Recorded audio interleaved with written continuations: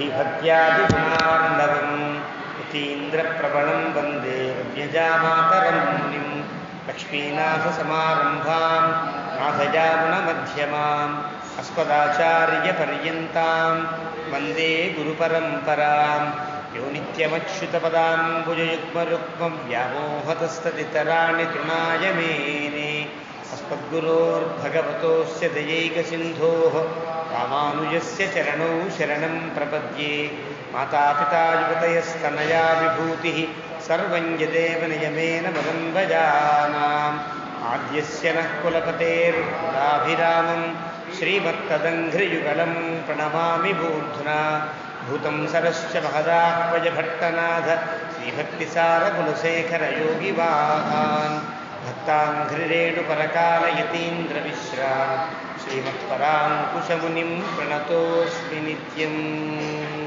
पितामहस्यापि पितामहाय प्राचेतसादेशफलप्रदाय श्रीभाष्यकारोत्तमदेशिकाय श्रीशैलपूर्णाय नमो नमस्तात् आचार्यानस्मदीयानपि परमगुरून् सर्वमाचार्यवर्गं श्रीमद्रामानुजाख्यं मुनिमखिल जनोद्धारणायावतीर्णं पूर्णार्यं यामुनेयं मुनिवरमदतौ रामराजीवनेत्रौ वन्दे नाथं मुनीन्द्रं वकुलधर चमूनाथलक्ष्मीमुकुन्दा अस्मद्गुरुभ्यो नमः।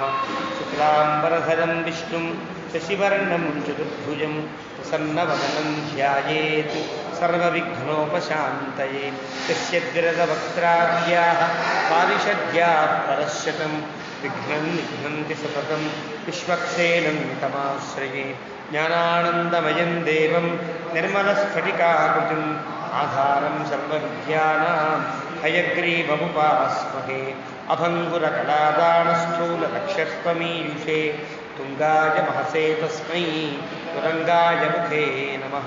कूजन्तं राम रामेति मधुरं मधुराक्षरम् आरुह्य कविताशाखां वन्दे वाल्मीकिकोकिलं वाल्मीकेर्मुनिसिंहस्य कवितावनचारिणः शृण्वन् रामकथानादं को न याति परां गतिं यः पिबन् सततं रामचरितामृतसागरम् अतृप्तस्थं मुनिं वन्दे प्राचेतसमकल्मषं गोष्पदीकृतवाराशिं वशकीकृतराक्षसं रामायण महामालारत्नं वन्दे लीलात्मजम् जानकीशोकनाशनं कपीशमक्षहन्तारं वन्दे लङ्काभयङ्करम् आमिषीकृतमार्ताण्डं गोष्पदीकृतसागरं तृणीकृतदशग्रीवम् आञ्जनेयं नमाम्यहं मनोजवं मारुततुल्यवेगं जितेन्द्रियं बुद्धिमतां वरिष्ठं वातात्मजं वानरयूथमुख्यं श्रीरामदूतं शिरसा नमामि। उल्लङ्घ्य सिन्धोः सलिलं सलीलं यशोकबन्धिं जनकात्मजायाः आदाय तेनैव ददाह लङ्कां नमामि तं प्राञ्जलिराञ्जनेय आञ्जनेयवतिपाटलार्णं काञ्चनाद्रिकमनीयविग्रहं पारिजाततुर्मूलवासिनं भावयामि पवमाननन्दनं यत्र यत्र रघुनाथकीर्तनं तत्र तत्र बुधमस्तकाञ्जलिं बाष्पवारि परिपूर्णलोचनं मारुतिं नमत राक्षसान्तकं वेदवेद्ये परे पुंसि जाते दशरथात्मजे वेदः प्राचेतसादासीत् साक्षात् रामायणात्मना चरितं रघुनाथस्य शतकोटिप्रविस्तरम् एकैकमक्षरं प्रोक्तं महापातकनाशनं शृण्वन् रामायणं भक्त्या यः पादं पदमेव वा प्रयाति ब्रह्मणस्थानं ब्रह्मणा पूज्यते सदा।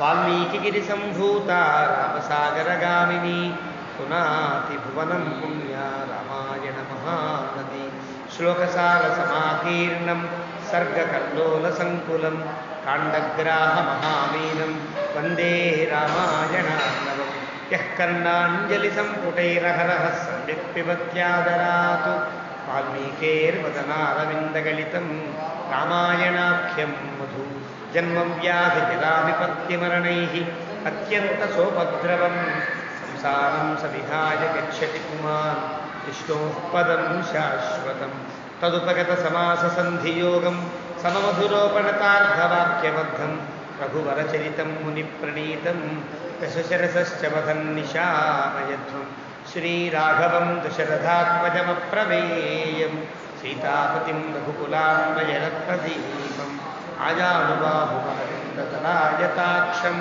రామం నిశాచల వినాశకరం నమామి. వైదేహీ సహితం సురద్రుమతలే హైమే మహామండపే మధ్యే పుష్పకమాసనే మణిమయే వీరాసనే సుస్థితం అగ్రే వాసయతి ప్రభంజనసుతే తత్వం మునిభ్యః పరం వ్యాఖ్యాంతం భరతాదిభిః పరివృతం రామం భజే శ్యామలం. వామాంకస్థిత జానకిం పరిలసత్కోదండదండం కరే చక్రంచోర్ధ్వకరేణ బాహుయుగళే శంఖం శరన్ దక్షిణే బిభ్రాణం జలజాతపత్రనయనం భద్రాద్రిమూర్ధ్ని స్థితం కేయూరాదివిభూషితం రఘుపతిం సౌమిత్రియుక్తం భజే. ఆపదామపహర్తారం దాతారం సర్వసంపదాం లోకాభిరామం శ్రీరామం భూయో భూయో నమామ్యహం. తపస్వాధ్యాయనిరతం తపస్వీ వాగ్విదాంబరం నారదం పరిపప్రచ్ఛ వాల్మీకిర్మునిపుంగవం. ధర్మాత్మా సత్యసంధశ్చ రామో దాశరథిర్విజతి పౌరుషే చ ప్రతిద్వంద్వః శరైనం జహిరావణిం. సకృదేవ ప్రపన్నాయ తవాస్మీతి చ యాచతే అభయం సర్వభూతేభ్యో దదామ్యేతద్వ్రతం మమ. ధ్యాయే భద్రాద్రివైకుంఠరామం సీతానాన్వితం శంఖచక్రధనుర్బాణధరం సౌమిత్రిసేవితం. శ్రీరామాయ నమః. శ్రీమతే రామానుజాయ నమః.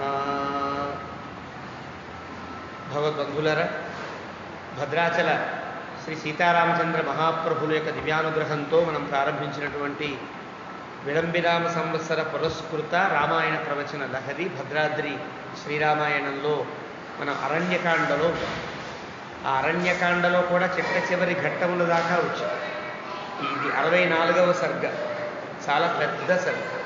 ప్రతి శ్లోకానికి అర్థాన్ని విశేషార్థాన్ని చెప్పుకోవాలని మనం ప్రారంభించినటువంటి దీనిలో శ్లోకములతోనే నిమిత్తం తప్ప సర్గలతో నిమిత్తం లేకుండా అప్పుడప్పుడు సగం శ్లోకంలో కూడా ఆపవలసి వస్తుంది, సగం సర్గల్లో కూడా. 75 శ్లోకముల సర్గ ఎంతవరకు కాగలిగితే అంతవరకు మనం చెప్పుకునే ప్రయత్నం చేద్దాం. 64వ సర్గ ప్రారంభం. సదీనో దీనయా వాచ లక్ష్మణం వాక్యమబ్రవీత్ శీఘ్రం లక్ష్మణ జానీహి గత్వా గోదావరీం నదీ. దీనుడై ఉన్నాడు రామచంద్రమూర్తి. లక్ష్మణస్వామికి కూడా అంత గొప్ప దుఃఖం ఏర్పడేటప్పటికీ లక్ష్మణస్వామి యొక్క ముఖాన్ని చూచినప్పుడు రామునికి ఇంకా బేలతనం ఏర్పడింది. ఇప్పటిదాకా తాను బాధపడుతున్నా లక్ష్మణస్వామి ధైర్యంగా ఉన్నాడనే ఒక అవకాశం ఉంది. లక్ష్మణస్వామికి బేలతనము, లక్ష్మణస్వామి బాధపడేటట్టుగా ఉండే సందర్భాన్ని చూచిన రాముడికి మరింత దీనా అవస్థని పొంది. దీనయా వాచ, ఇంకా దీనాతి దీనంగా లక్ష్మణస్వామితో ఇలా అంటున్నాడు. శీఘ్రం లక్ష్మణ జానీహి, గబగబా వెళ్ళి లక్ష్మణ, ఇందాక నువ్వు అన్నావు కదా వెతికితే దొరకవచ్చునేమో అన్నావు. నేను కష్టంతో శోకంతో వెతికినప్పుడు నాకేం కనిపించలా ఎక్కడా కూడా. కొంచెం నువ్వు ధైర్యంగా మళ్ళీ గోదావరి నదిని వెళ్ళు, ఆ పక్క ఈ పక్క చూడు, ఎక్కడన్నా సీతమ్మ కనిపిస్తుందేమో చూడు అన్నాడు. శీఘ్రం లక్ష్మణ జానీహి, నీవు వెళ్ళి తెలుసుకో అని పిలిచాడు. అపి గోదావరీం సీత పద్మాని ఆనయితుం గత, గోదావరి దగ్గరికి వెళ్ళి పద్మాలు కోసుకురావడానికి వెళ్ళిందేమో కదా, కాబట్టి జాగ్రత్తగా నీవు వెళ్ళి చూసిరా అన్నట్టు. అప్పుడు లక్ష్మణస్వామికి తెలియదా, రాముడు వెతికినా కనిపించకపోతే తాను వెళితే మాత్రం ఎలా కనిపిస్తుంది. కానీ ఏవముక్తస్తు రామేణ, చెప్పాడు కాబట్టి చెప్పిన పని చెయ్యాలి కాబట్టి లక్ష్మణ పరవీర, లక్ష్మణుడు పరవీరహుడు. అంటే పరవీర అంటే అంతఃశత్రువులను బహిశత్రువులను జయించినవాడు, దేనికి లొంగనివాడు. అలాంటి లక్ష్మణస్వామి నదీం గోదావరీం రమ్యాం జగామ లఘు విక్రమ, గబగబా గోదావరి నదిలో దిగాడు. లఘు విక్రమ అంటే వేగమైనటువంటి నడక కలిగిన వాడే. లఘు అంటే ప్రతి అడుగు బరువుగా వేసేటి విధానం కాదు, గబగబా పరిగెత్తగలడు. చాలా శీఘ్రంగా గోదావరి నదిలోకి దిగాడు. వెతుకుతున్నాడు. తాం లక్ష్మణ తీర్థవతీం విచిత్వా రామమబ్రవీత్ నైనాం పశ్యామి తీర్థేషు క్రోశతో న శృణోతి మే. వెతికాడు, కనిపించలే. ఎక్కడ కనిపించకపోతే అన్నాడు, అన్నయ్య చూచారు. నైషాం పశ్యామి నైనాం పశ్యామి, కనిపించట్లా. గట్టిగా అమ్మా వదినా అని పిలుస్తుంటే కూడా పలకట్లా. అంటే నా మాట వింటోందో లేదో, నా మాట వినిపించిందో లేదో తెలియదు, ఆవిడ మాట నాకు వినిపించిందో లేదో తెలియదు. కాబట్టి నేను పిలిచిన పిలుపుకి నాకు సమాధానం వినిపించలా, ఆవిడికి వినిపించి ఉండకపోవచ్చు. నా శృణోతిమే, నా మాట విందో లేదో తెలియదు. కన్ను సా దేశమాపన్న వైదేహి క్లేశనాశిని నహ్యహం వేద తం దేశం ఎత్ర సా జనకాత్మజా. అయ్యో, క్లేశములన్నీ పోగొట్టగలిగే. ఇప్పుడు వీళ్ళకి వచ్చిన క్లేశమేమి? సీతమ్మ కనిపించకపోవడమే కదా. అలాంటి సీతమ్మ కనిపించకపోవడం అనే క్లేశం తీరాలంటే ఆవిడ కనిపించాయి. కాబట్టి క్లేశనాశిని, మనకిద్దరికీ కలిగిన ఈ క్లేశాన్ని నశింపచేయగలిగిన సీత. కన్ను సా దేశమాపన్న, ఏ దేశానికి వెళ్ళిందో ఏ ప్రాంతంలో ఉన్నదో తెలియదు. నహ్యహం వేద, నాకు తెలియట్లేదని. ఎత్ర సా జనకాత్మజ, ఇక్కడ సీతమ్మ కనిపించట్లేదన్నయ్యా అని గట్టిగా అరిచాడు. లక్ష్మణస్య వచశ్రుత్వా దీన సంతాపబోధిత. లక్ష్మణస్వామి మాటలు విన్నాడు, మరింత దీనుడయ్యాడు. కనిపించలేదన్న మాట తాననడం కాదు, లక్ష్మణుడు కూడా అనేటప్పటికీ అదో మరింత సంతాపాన్ని కలిగించింది ఆ మాట కూడా. రామస్సముదిచక్రామ స్వయం గోదావరి నది. విన్నాడు, ఆ మాట వింటే కనిపించలేదన్నాడు కదా అని మళ్ళీ పరిగెత్తుకుంటూ తాను మళ్ళీ వెళ్ళి వెతికితే మళ్ళీ కనిపిస్తుందేమో కదా. మళ్ళీ సమభిచక్రామ, మళ్ళీ గోదావరికి గబగబా పరిగెత్తాడు. శతాముపస్థితో రామ త్వ సీత ఇత్యేవం అబ్రవీత్. వచ్చిన వాడు పరిగెత్తుంటూ వచ్చి ఎక్కడుందో కదా సీత అన్నాడు. అంతే పాపం. భూతాని రాక్షసేంద్రేణ వధార్హేణ భూతానితి నతాం శశంసు రామాయ తథా గోదావరీ నది. నిజానికి ఇక్కడ దాకా రావణాసురుడు అపహరిస్తాడని రాముడు ఊహకు కూడా అవకాశం లేదు కదా, ఊహకు కూడా వచ్చే అవకాశం లేదు. అపహరిస్తే రాక్షసులు ఎవరన్నా అపహరించాలి. కానీ రాముడు ఇక్కడ మాటల్లో అంటే దీనావస్థలో ఉండేటప్పుడు లోపల ఉండే మాటలు తెలియకుండా బయటకు వచ్చినట్టుగా భూతాని రాక్షసేంద్రేణ, రాక్షసరాజైన రావణాసురుడికి భయపడి ఇక్కడ ఉండే భూతములన్నీ కూడా చెప్పట్లేదు. చూసావా లక్ష్మణ, నతాం శశంసు రామాయ తథా గోదావరీ నది. ఇది వాల్మీకి యొక్క మాటకు వస్తుంది. వాల్మీకి అంటున్నాడు, అలా రాక్షసేంద్రుడి యొక్క రావణాసురుడి యొక్క భయము వల్ల వాడి మీద ఉండేటువంటి భయం చేత ఈ భూతములైన తథా గోదావరి నది అయినా నతాం శశంసూహు అంటే చెప్పలేకపోయాయి. ఇది వాల్మీకి మాట, రాముని యొక్క మాట కాదు. తర్వాత రాముని మాట తతః ప్రచోదితా భూతైః శంసాస్మత్తాం ప్రియామితి నతు సాభ్యవదత్ సీతాం పృష్టా రామేణ శోచత. గోదావరి కూడా ఒక మాట నోరెత్తి చెప్పలేదు అని వాల్మీకి అనుకున్నాడు. గోదావరి చెప్పచ్చు కదా, సీతని ఇలా రావణాసుడు ఎత్తుకు వెళ్ళారని చెప్పచ్చు, కానీ చెప్పలేదని వాల్మీకి అనుకున్నాడు. అనుకుని తతః ప్రచోదితా భూతైః, రామచంద్రమూర్తి అందరినీ అడుగుతున్నాడు కదా. అడుగుతూ ఉంటే కర్మ శంస అస్మత్తాం ప్రియాం ప్రతి ప్రియామితి, నా సీత, నా ప్రియురాలైన సీత యొక్క జాడ చెప్పరా అని అడుగుతూ ఉంటే రాముని చేత అడగబడినది అయినప్పటికీ కూడా గోదావరిది ఏమీ మాట్లాడలేదు. గోదావరి ఎలా మాట్లాడుతుందండి అంటే మాట్లాడలేదు, అంతే. గోదావరి మాట్లాడచ్చు కదా అని అభిప్రాయం. నదీమ తల్లి, ఒక నదీ దేవత ఉంటుంది, ఆ దేవత మాట్లాడచ్చు కదా.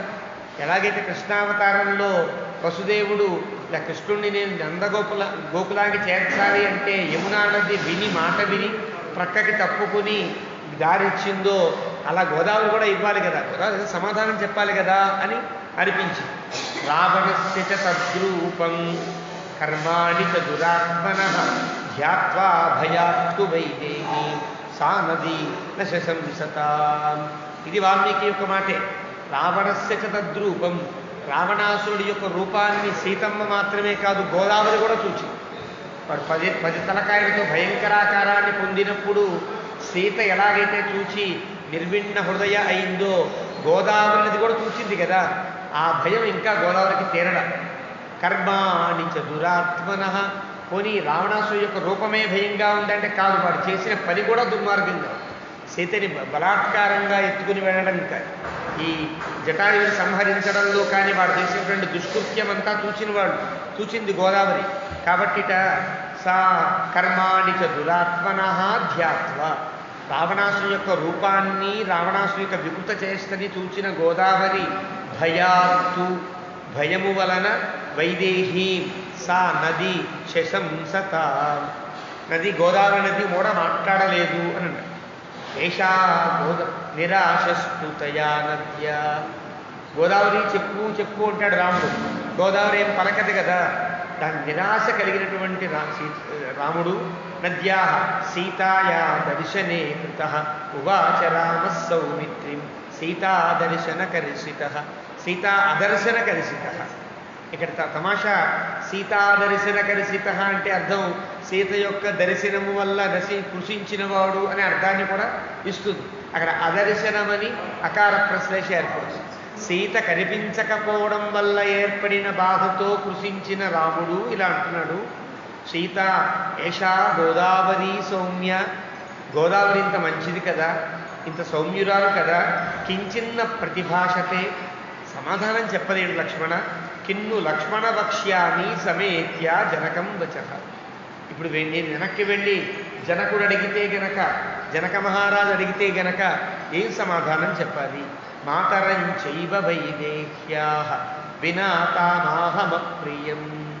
వైదేహ్యాః మాతరం ఒక అర్థం, లేదా మాతరంచ ఏవ వైదేహ్యా వినా, ఇదొక అవకాశం ఉన్నది. అంటే సీత యొక్క తల్లిగారు అడిగితే సమాధానం చెప్పాలి, లేదా తమ తల్లి కౌసల్య నా కోడలేది రామా అని అడిగితే ఏం సమాధానం చెప్పాలి.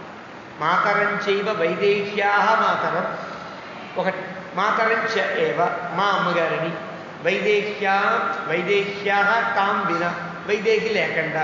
అంటే కోడల్ని అత్తగారైనా అడగచ్చు, కూతుర్ని తల్లిగారైనా అడగచ్చు. సునయన అని పేరు కదా సులోచన, లేక సునయన అని పేరు జనకుని యొక్క భార్యకి. ఆవిడ కనుక అడిగితే ఏం సమాధానం చెప్తారు. కాబట్టి తాం ఆహ అప్రియం, వాళ్ళకి సీతమ్మ లేదనే అప్రియమైన మాట ఎలా చెప్పగలుగుతా. యామే రాజ్యవిహీనస్య వనే వన్యేన జీవతః సర్వం వ్యపనయేక్షోకం వైదేహీ క్వనుసాగత. యామే రాజ్యవిహీనస్య అంటే రాజ్యవిహీనుడనై వచ్చా, రాజ్యాన్ని పోగొట్టుకుని ఇక్కడ దాకా వచ్చా. వనే వన్యేన జీవతః అడవిలో అడవి మనిషిలా బతుకుతున్నా. రాజ్యము సుఖంగా నాగరికమైన జీవనానికి దూరమయ్యా, ఆటవిక జీవనంతో జీవిస్తున్నా. ఇంత శోకాన్ని ఎవరి వల్ల పోగొట్టుకుంటున్నా? ఆవిడ సాన్నిధ్యం వల్ల. ఇప్పుడు ఆవిడే లేదు కదా. అలాంటి వైదేహి నాకు ఇక్కడ కూడా అక్కడ వలె ఆనందాన్ని ఇక్కడ కూడా కలిగించే సీత ఎక్కడికి వెళ్ళిందో కదా. జ్ఞాతిపక్ష విహీనస్య రాజపుత్రీమ పశ్యతః మన్యే దీర్ఘా భవిష్యంతి రాత్రయో మమ జాగ్రతః. నాకు జ్ఞాతులు ఇక్కడ ఎవరు లేరు, బంధువులు ఎవరూ లేరు లక్ష్మణ. నా పక్షం వాళ్ళు, నాకు బలమైనటువంటి నా సైన్యాదులు కూడా ఇక్కడేమీ లేవు. రాజపుత్రి ఎంతో, ఆవిడికి గొప్ప సైన్యము, ఆవిడికి గొప్ప చతురంగ బలాలు ఆయన వారి తండ్రి గారికి ఉన్నాయి, మాకు ఉన్నాయి. కానీ ఏం లాభం? జ్ఞాతి పక్ష విహీనస్య, ఏ సైన్యము ఏ బంధువులు కూడా రక్షించలేని స్థితిలో నేను. ఆ రాజపుత్రిని చూడకపోవడం వల్ల ఇక్కడి నుంచి నాకు రాత్రులన్నీ కూడా మేల్కుతోనే సాగుతాయో ఏమో. అంటే రాత్రిపూట నిద్ర పట్టదు. ఇంకా నాకు రాత్రులు బరువుగా దీర్ఘములై సాగుతుంటాయి. నిద్ర పట్టలేదనుకోండి ఇంకా తెల్లవారిదేమిటి, ఇంకా తెల్లవారిదే అనిపిస్తుంది. నిద్ర పట్టిందనుకోండి ఆరైనా అబ్బే తెల్లారిపోయిందా అనిపిస్తుంది కదా. దీర్ఘా భవిష్యంతి, దీర్ఘములవుతాయి. అంటే నిద్ర పట్టకపోవడం వల్ల ఎంతకీ తెల్లవారలేదు అనిపించేటట్టుగా రాత్రులు అవుతాయి అని ఒక అర్థం. ఈ తర్వాత కాలం కూడా మార్పు వస్తుంది కాబట్టి రాత్రి ఎక్కువ ఉండే కాలం కూడా ఆ సమయంకి ఏర్పడుతుంది రాముని కాలానికి, అదొక అర్థం. మందాకినీం జనస్థానం ఇమం ప్రస్రవణం గిరిం సర్వాణి అనుచరిష్యామి ఇది సీతాహి దృశ్యతే. మళ్ళీ గోదావరి వెతుకుతాం, మళ్ళీ జనస్థానం అంతా వెతుకుదాం, మళ్ళీ ప్రస్రవణ గిరి అంతా వెతుకుదాం, సర్వాణి అన్నీ వెతుకుదాం. ఇది సీతాహి దృశ్యతే, ఏమో కనిపిస్తుందేమో చూద్దాం, మళ్ళీ వెతుకుదామయ్యా. ఏతే మృగా మహావీర్యా మామీక్షంతే ముహుర్ముహు భక్తుకామాయ వహినే ఇంగితాన్యుపలక్షయే. కొంచెం అలా అడుగులకు ముందు వేశాడు, వెతుకుదాం. కానీ అక్కడ ఉండే జంతువులన్నీ చూస్తే జంతువులేవో చెప్పాలనుకున్నట్లుగా అనిపించాయి. భక్తుకామాయ వహి, ఏవో మాట్లాడాలి. మాట్లాడితే రాముడికి అర్థమవుతుందో లేదో తెలియదు కదా. పశువులేమో మాట్లాడాలనుకుంటున్నాయి. ఆ మాట్లాడాలనుకునేటువంటి వాటి ఇంగితములు రాముడు గుర్తించాడు. ఇంగితములు అంటే ఆ చేష్టలలో ముఖ కవళికలలో ఉండే అభిప్రాయములని గుర్తించాడు. ఇంగితజ్ఞాస్తు కోసలాహ, ఎదుటివారి మాట్లాడకపోయినా ఎదుటి వ్యక్తిని చూచి ఓహో వీడి మనస్సులో ఇలా మాట్లాడాలనుకుంటున్నాడు అనే అభిప్రాయాన్ని కనిపెట్టగలిగిన వాడు కోసల దేశం రాజు. అర్ధోక్తా మగధా ప్రోక్తా, సగం చెబితే తప్ప అర్థం చేసుకోలేని వాడు మగధ దేశం వాడు. పూర్ణోక్తా ద్రావిడా స్మృతా, మొత్తం చెప్తే తప్ప అర్థం కాని వాడు మనం అని ఒక శ్లోకం, చాటు శ్లోకం ఒకటి. అలా ఇంగిత జ్ఞాస్తు కోసల, ఇంగితములను బాగా తెలిసేవాడు. కాబట్టి రాముడికి ఆ ఇంగితాన్ని గుర్తించాడు. ఏతే మృగా మహావీర్యా, ఈ మృగములన్నీ కూడా నన్ను చూస్తున్నాయి. ముహుహు ముహుహు, మళ్ళీ మళ్ళీ చూస్తున్నాయి, ఎటో చూపిస్తున్నాయి. ఇలా అని ఇలా అందనుకోండి, ఇలా అని ఇలా అంటుంటే అన్నదాన్ని పట్టి ఏదో ఒక అది నాకు చెబుతోందే సంకేతం కదా. ఒకనాడు రాక్షసులకి దేవతలకి యుద్ధమని వేదంలో వస్తుంది కదా, బ్రాహ్మణంలో వస్తుంది. రాక్షసులు చాలా బలవంతులై మాయోపాయం పన్ని దేవతల్ని కొడుతూ ఉంటే దేవతలు పరిగెత్తడం ప్రారంభించారు. ఎక్కడి నుంచి? స్వర్గలోకం నుండి భూలోకం దాకా పరిగెత్తారు. ఆ భూలోకం అంతా పరిగెడుతుంటే వాడు వెనకాల పడుతున్నారు దేవతలు, రాక్షసులు. పరిగెడుతూ ఉంటే గబగబా వెళ్ళి ఒక దగ్గర దాక్కున్నారు, ఒక చిన్న గుహలో దాక్కున్నారు. అక్కడ ఎవరు లేని చెప్పడానికి, కానీ ఒక తొండ అక్కడ ఉంది. ఆ తొండ చూసి తొండ చెప్తుందేమో అని చెప్పద్దే అని దేవత సైగ చేశారు ఆ తొండకి. రాక్షసులు వచ్చారు. ఆ తొండట అబద్ధం చెప్పాలా నిజం చెప్పాలి. వాళ్ళు అడిగితే ఇక్కడ ఉన్నారని చెప్పారు, వీళ్ళేమో చెప్పొద్దన్నారు. అలా ఉండిపోయిన తొండ, అప్పటిదాకా తొండ తలకాయ ఊపేది కాదు, ఇలా తొండ మామూలుగా ఉండేది అంతే అని వేదంలో కథ సుమా, అర్థవాదోక్తమైన కథ. అడిగే రాక్షసులు వచ్చి దేవతలు కనిపించారా నీకు, తలకాయ ఊపింది. ఆ ఊపడం ఒకరా ఊపకంటే అన్ని వైపులకి ఇలా ఊపింది. ఒకవైపు ఊపితే ఇక్కడ ఉన్నారని లెక్క, ఇటు ఊపింది అటు ఊపింది అటు ఊపింది, ఇది ఊపుతుందని వెళ్ళిపోయాడు. అందుకని దానికి కృకలాసహ అని పేరు వచ్చింది అని అంటారు. కృకలాసహ అంటే కృకేన లసతి ఇది కృకలాసహ, మెడతో ఆడుకుంటూ ఉంటుంది. అలా చిన్న చిన్న మన కొండపల్లి బొమ్మలాగా తలకాయ తిప్పినట్టుగా ఆ తొండ కూడా తిప్పుతుంది. అలా తొండకి అప్పటి నుంచి కృకలాసం అని పేరు వచ్చింది అని మన కథలు చెప్తారు. అలాగా ఇక్కడ ఈ జంతువులన్నీ కూడా రాముడికేసి చూస్తున్నాయి. ముహుహు మళ్ళీ ఈ పక్కకి చూస్తాయి, మళ్ళీ రాముడికేసి చూస్తున్నాయి, మళ్ళీ పక్కకి చూస్తాయి. ముహుర్ముహు మాం ఈక్షంతే, దీన్ని బట్టి నాకు ఆ దిక్కుకు చూపిస్తున్నాయి. లక్ష్మణ తాంస్తు దృష్ట్వా నరవ్యాఘ్రో రాఘవ ప్రత్యువాచ క్వసీతేతి నిరీక్షన్ వై బాష్ప సమృద్ధయా దృశ. కొంచెం ఇంగితం గమనించాడు. ఇంగితం గమనిస్తే నా ప్రశ్న వాటికి అర్థమైందో లేదో అన్నట్లుగా నరవ్యాఘ్రుడైన రాముడు ఆ పశువులతో మాట్లాడుతున్నట్లుగా మాట్లాడుతున్నాడు. క్వసీత, సీత ఎక్కడా అని అడిగాడు. ఆ అడిగే సన్నివేశాన్ని వాల్మీకి చూసి అబ్బా హా అన్నాడు. ఎంత ముద్దుగా అడిగాడో రాముడు, సీత ఎక్కడా అంటే క్వసీత ఇది నిరీక్షన్ వై బాష్ప సమృద్ధయా దృశ రాఘవ ప్రత్యువాచ. హా అంటే అర్థం అంటే పశువులను కూడా దీనంగా అడుగుతున్న రాముడిని చూచి హా అని ఆశ్చర్యమో బాధో పడ్డాడు బాబు వాల్మీకి. ఏవముక్త నరేంద్రేణ, రామచంద్రమూర్తిలో అడగబడినటువంటి ఆ పశువులన్నీ కూడా తే మృగా సహసోత్థితా దక్షిణాభిముఖా సర్వే దర్శయంతో నభస్థలం. అవన్నీ కూడా రాముడిని అడగంగా రాముడికేసి తలకాయని తిప్పి అభిముఖంగా ఉన్నప్పుడు ఒకేసారి దక్షిణం వైపు తిప్పి పైకి ఆకాశం వైపు చూపించింది. అంటే దక్షిణం దిక్కుగా ఆకాశ మార్గంలో సీత అపహరించబడింది అనేటువంటి అంశాన్ని అవి తెలియచేసాయి. మైథిలి హ్రియమానాస దిశం యాం అన్వపద్యత. దీన్ని సాహిత్యకారులు ఏమంటారంటే దీన్ని ఒక చిత్రమైన ప్రయోగంగా చెప్తారు. సూక్ష్మాలంకారము అని అంటారు. సూక్ష్మాలంకారం అని అలంకారంలో ఒక ప్రయోగం. అదేమిటి? సూక్ష్మం పరాశయ అభిజ్ఞ ఇతర పూజితం చేష్టితంచ.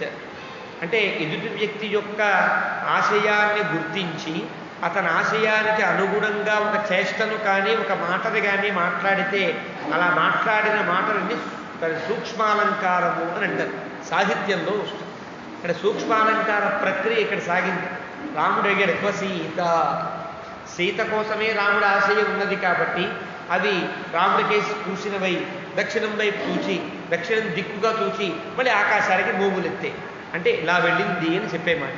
మైథిలి ప్రియమాణాస విషమ్యాం అన్వపద్యత తేన మార్గేణ ధావంతో నిరీక్షంతే నరాధిపం. ఇక రాముడికి అర్థమయ్యేలేవు. రాముడికైతే ఇంగితజ్ఞుడు కానీ పశువులు ఇంగితజ్ఞాలు కావు కదా. రాముడిలాగా ఆకాశం కేసి దక్షిణం వైపేసి కొంచెం అయోమయంగా చూస్తే అర్థం కాలేదేమో రాముడు అనుకుని అలాగే గోగులెత్తి దక్షిణం వైపు పరిగెత్తి మళ్ళీ వెనక్కి దిగి రావడం ప్రారంభించాయి. ఇలా వెళ్ళాయి ఇంకా చెప్తున్నాయన్నమాట. ఒక మూగవాడు కనుక తను తెలిసిన విషయాన్ని చెప్పాలనుకుని ఎంత తాపత్రయం, మనకు అర్థం కాకపోయినా ఎన్నో రకాల అభినయం చేసి ఇలా అని అలా అని ఎంత అవస్థపడతాయి. అలా ఈ పశువులు కూడాట తేన మార్గేణ ధావంతో నిరీక్షంతే నరాధిపం. అలా పరిగెత్తి అక్కడ ఉండిపోయి రమ్మని పిలిచినట్టుగా పిలుస్తున్నాయి. నాతో వచ్చి నేను చూపిస్తాను సీతని అన్నట్లుగా కాదు దక్షిణం వైపుకి వెళ్ళాయి. అక్కడ నిరీక్షంతే రాముడి కోసం ఎదురు చూస్తున్నాయి. కొన్నేమో ఈ దిక్కుగా వెళ్ళాయి అని సూచన చేస్తున్నాయి. ఇలాగా అవి చెప్తుంటే ఏన మార్గంచ భూమించ నిరీక్షంతే స్వతే మృగా పునశ్చ మార్గమిచ్చంతి లక్ష్మణేన ఉపలక్షితా. రాముడి కంటే ముందు లక్ష్మణస్వామి వాటి వెంట కొంచెం 4 అడుగులు ముందు వేశాడు. అంటే ఎక్కడ అది పరిగెడుతున్నాయంటే ఒక్కొక్కసారి ఎక్కడైనా సీత అపస్మారక స్థితిలో ఉంటే చూపిస్తుందేమో కూడా ఉద్దేశం ఉండొచ్చు కదా. గబగబా లక్ష్మణస్వామి ముందుకు వెళ్ళాడు. వెళితే అవి ఏన మార్గంచ భూమించ నిరీక్షంతే స్వతే మృగా. మార్గాన్ని చూపిస్తున్నాయి, భూమిని చూపిస్తాయి. ఆ పైకి కిందకి, కింద నుంచి పైకి చూపిస్తున్నాయి. అంటే అర్థం కింద లేదు పైకి వెళ్ళింది అని చెప్తున్నట్టే అర్థమైంది. కాబట్టి పునశ్చ మార్గం ఇచ్చింది. ఆ మార్గాన్ని లక్ష్మణేన ఉపలక్షితా, లక్ష్మణుని చేత గుర్తించబడినటువంటి అది. లక్ష్మణస్వామికి బాగా అర్థమైంది. రాముడి కంటే ముందు లక్ష్మణస్వామికి బాగా అర్థం చేసుకున్నాడు.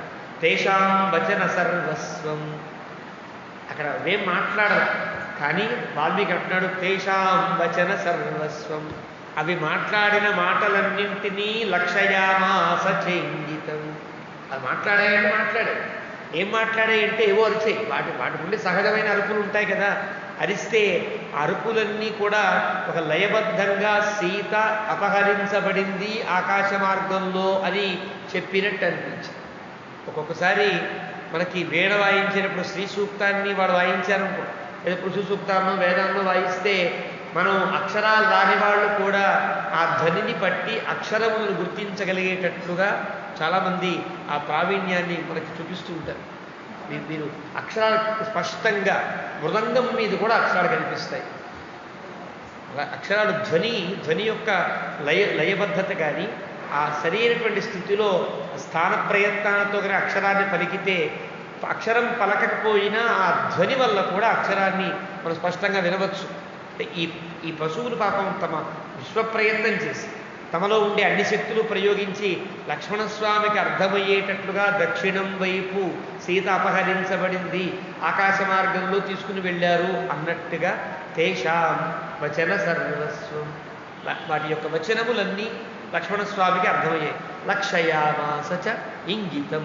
వాటి ఇంగితములు కూడా లక్ష్మణస్వామి గుర్తించాడు. ఉవాచ లక్ష్మణో జ్యేష్ఠం ధీమాన్ భ్రాతరమార్తవతు.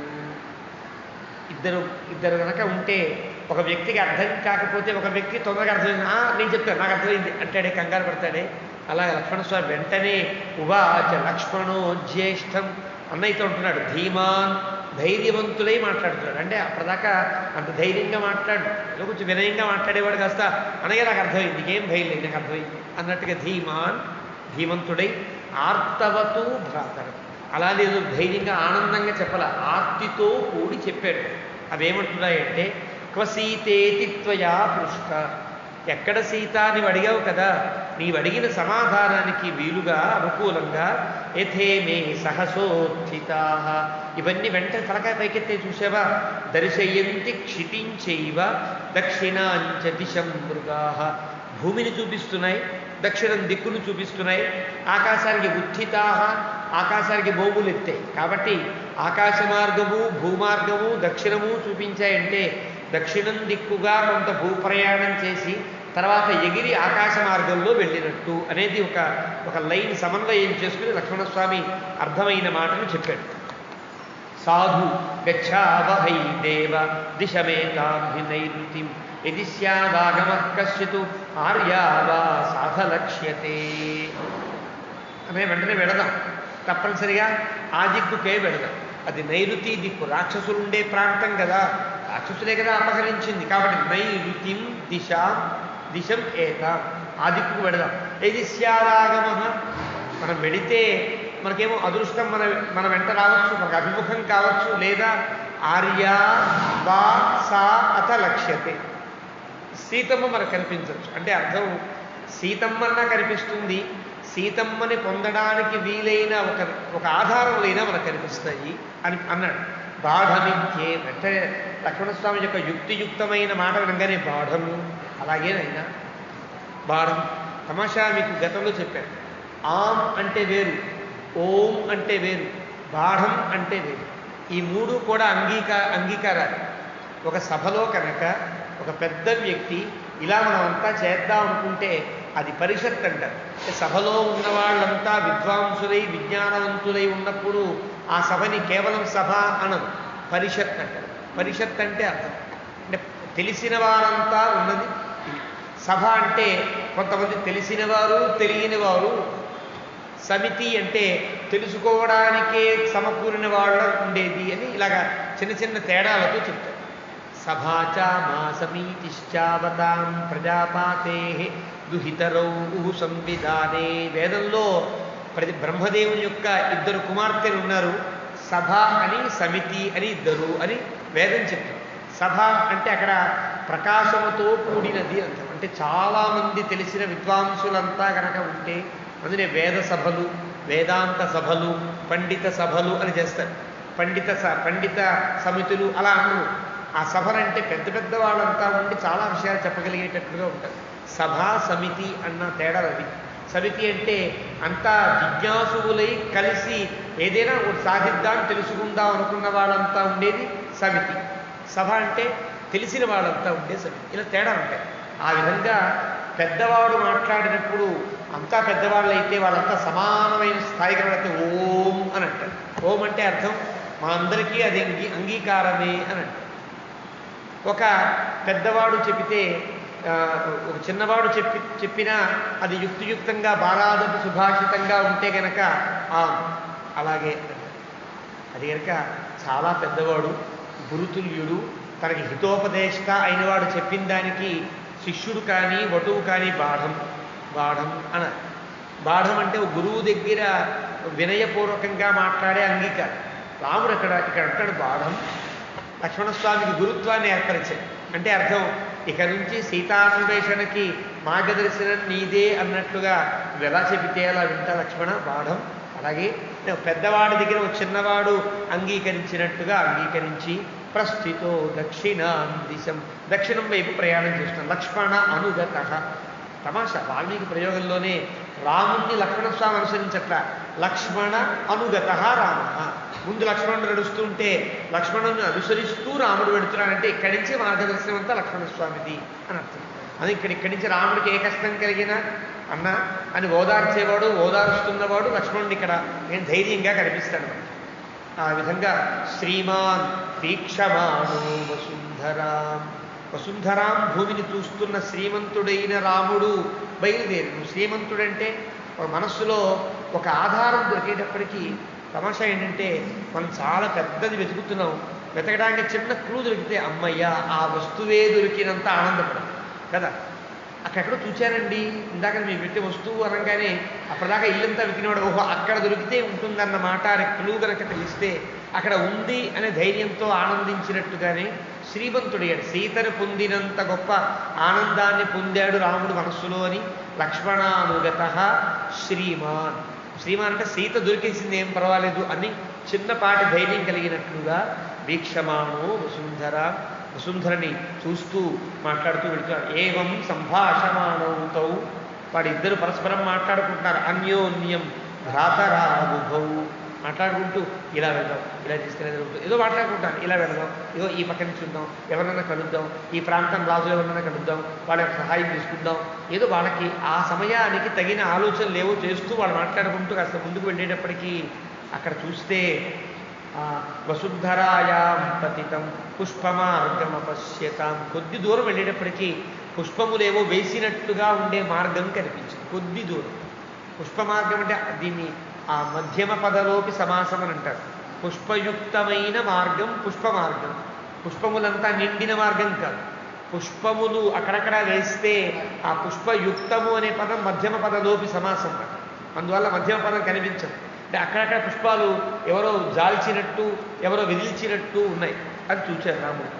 తాం పుష్పవృష్టిం పతిత, పుష్పవృష్టి ఎవరో ఇలా పైనుంచి ఇలా జల్లితే తప్ప కింద అలా పడవు. ఎవరో కావాలని వేసినప్పుడు ఒకలా ఉంటాయి, పైనుంచి జల్లినప్పుడు ఒకలా ఉంటాయి. సర్దారనుకోండి, ఎవరైనా సరిగా అందంగా ఒకదాని పక్కన ఒకటి సర్దుతారు. అలా కాకుండా పైనుంచి జాలువారే అనుకోండి చల్లా చెదురుగా పడి ఉంటాయి కదా. తాం పుష్పవృష్టి, పుష్పవృష్టి అంటే పూలవాన అని కాదు అర్థం. పూలు పడిన విధానమును చూసిన రాముడు మహీతలే భూమి ఎందు చూచాడు. ఉవాచ లక్ష్మణం వీర, లక్ష్మణస్వామితో అంటున్నాడు దుఃఖితో దుఃఖితం వచ. ఇక్కడ కొంచెం ధైర్యం కలిగి కొద్ది దూరం నడిచారు, మళ్ళీ ఒక దుఃఖం కలిగింది. ఇవి సీత మెడలో నేను తురిమిన పుష్పాల్లా ఉన్నాయి అనిపించి అభిజానామి పుష్పాని తాని ఇమాని ఇహ లక్ష్మణ పినద్ధానీహ వైదేహ్య మయా దత్తాని కాననే. నేను ఇంతకు మునుపే అంటే నేను మారీచుడితో వెనకాల వెళ్ళక ముందు నేనే కోసుకుని వచ్చి సీతమ్మ జడలో తురిమాను, జడలో పెట్టాను, నాకు ఆ గుర్తుంది. ఈ పూలన్నీ కూడా పినద్ధాని ఇహ వైదేహ్య మయా దత్తాని, నేనే ఆవిడికి పుష్పాలన్నీ ఇచ్చా, ఆవిడ ధరించింది. మన్యే సూర్యశ్చ వాయుశ్చ మేదినీచ యశస్విని అభిరక్షంతి పుష్పాని ప్రకుర్వంతో మమ ప్రియం. ఇది కూడా ఒక క్లూ లక్ష్మణ. మరి ఎప్పుడో చాలాసేపు అయితే జరిగితే పుష్పాలు అది వడిలిపోవాలి కదా. పుష్పాలన్నీ కూడా కొంచెం వడిలిపోయినట్టుగా కనిపించకూడదు కదా. నేను ఎలాగైతే సీతమ్మ మెడలో తురిమానో అదే విధంగా పుష్పాలు కనిపిస్తున్నాయంటే అర్థం తెలుసునా లక్ష్మణ? ఒక ముగ్గురు దీన్ని రక్షిస్తున్నారు. ఎవరు? సూర్యశ్చ, సూర్యుడు కూడా పుష్పాలు వాడిపోకుండా నాకు ఈ గుర్తు చూపిద్దామని ఒక సహచరుడైనట్టుగా పుష్పాలు వాడకుండా చూస్తున్నాడు. వాయువు, గట్టిగా వాయువు కనుక వీస్తే పుష్పాలు చల్లాచెదురైపోతాయి కదా. నాకు మార్గం చూపించడం కోసమే వాయువు కూడా వీటిని చల్లాచెదురు చేయకుండా ఉంచాడు. మరి మేదినీచ, భూమి కూడా తమ యొక్క పొరలతో కప్పకుండా తమ యొక్క ధూళి దూసరితం చేయకుండా ఫ్రెష్గా ఉంచింది. ఒకవేళ వాయువు గాలి వేసాడనుకోండి దుమ్ము పడుతుంది కదా, దుమ్ము పడకుండా ఆ భూమి వాటి మీద దుమ్ము పడకుండా తన ఆపుకుని పుష్పాలు రక్షిస్తుంది అంటాడు రాముడు. అంటే సూర్యుడు, వాయువు, భూమి కూడా నా కోసం ఈ ఆధారం చూపించడం కోసం పుష్పాలని ఇలాగే అభిరక్షంతి అంటే అర్థం, రక్షిస్తున్నాయి. ఏవముక్త్వా మహాబాహుం లక్ష్మణం పురుషర్షభ ఉవాచ రామో ధర్మాత్మ గిరిం ప్రస్రవణాకులం. రాముడికి పురుషర్షభ అని ప్రయోగం, లక్ష్మణస్వామికి మహాబాహువు అని ప్రయోగం. ఈ రెండు కూడా రెండు సూచన చేస్తున్నాయి అని అంటారు వ్యాఖ్యానం. లక్ష్మణుడు మహాబాహు, చేతులు పొడవైనటువంటి వాడు. మహాబాహు అంటే పొడుగ్గా ఉండే చేతులు అని మాత్రమే అర్థం కాదు, ఏ పనినైనా సాధించగలిగిన వాడు అర్థం. వాడు చెయ్యి మంచిదండి అంటే, చెయ్యి మంచిదండి అంటే చెయ్యి అందంగా షెంటు పూసుకుని ఆభరణాలతో ఉన్నదని కాదు కదా. వాడు దానం ఇచ్చేటప్పుడు వాడి చేతికి ఎముక లేకుండా దానం చేస్తాడు. ఇక్కడ ఆ చెయ్యి చాలా మంచిదండి అంటారు. ఒకదాన్ని దాన్ని ఇంగితముగా దాన్ని ఆ విధంగా వర్ణిస్తారు.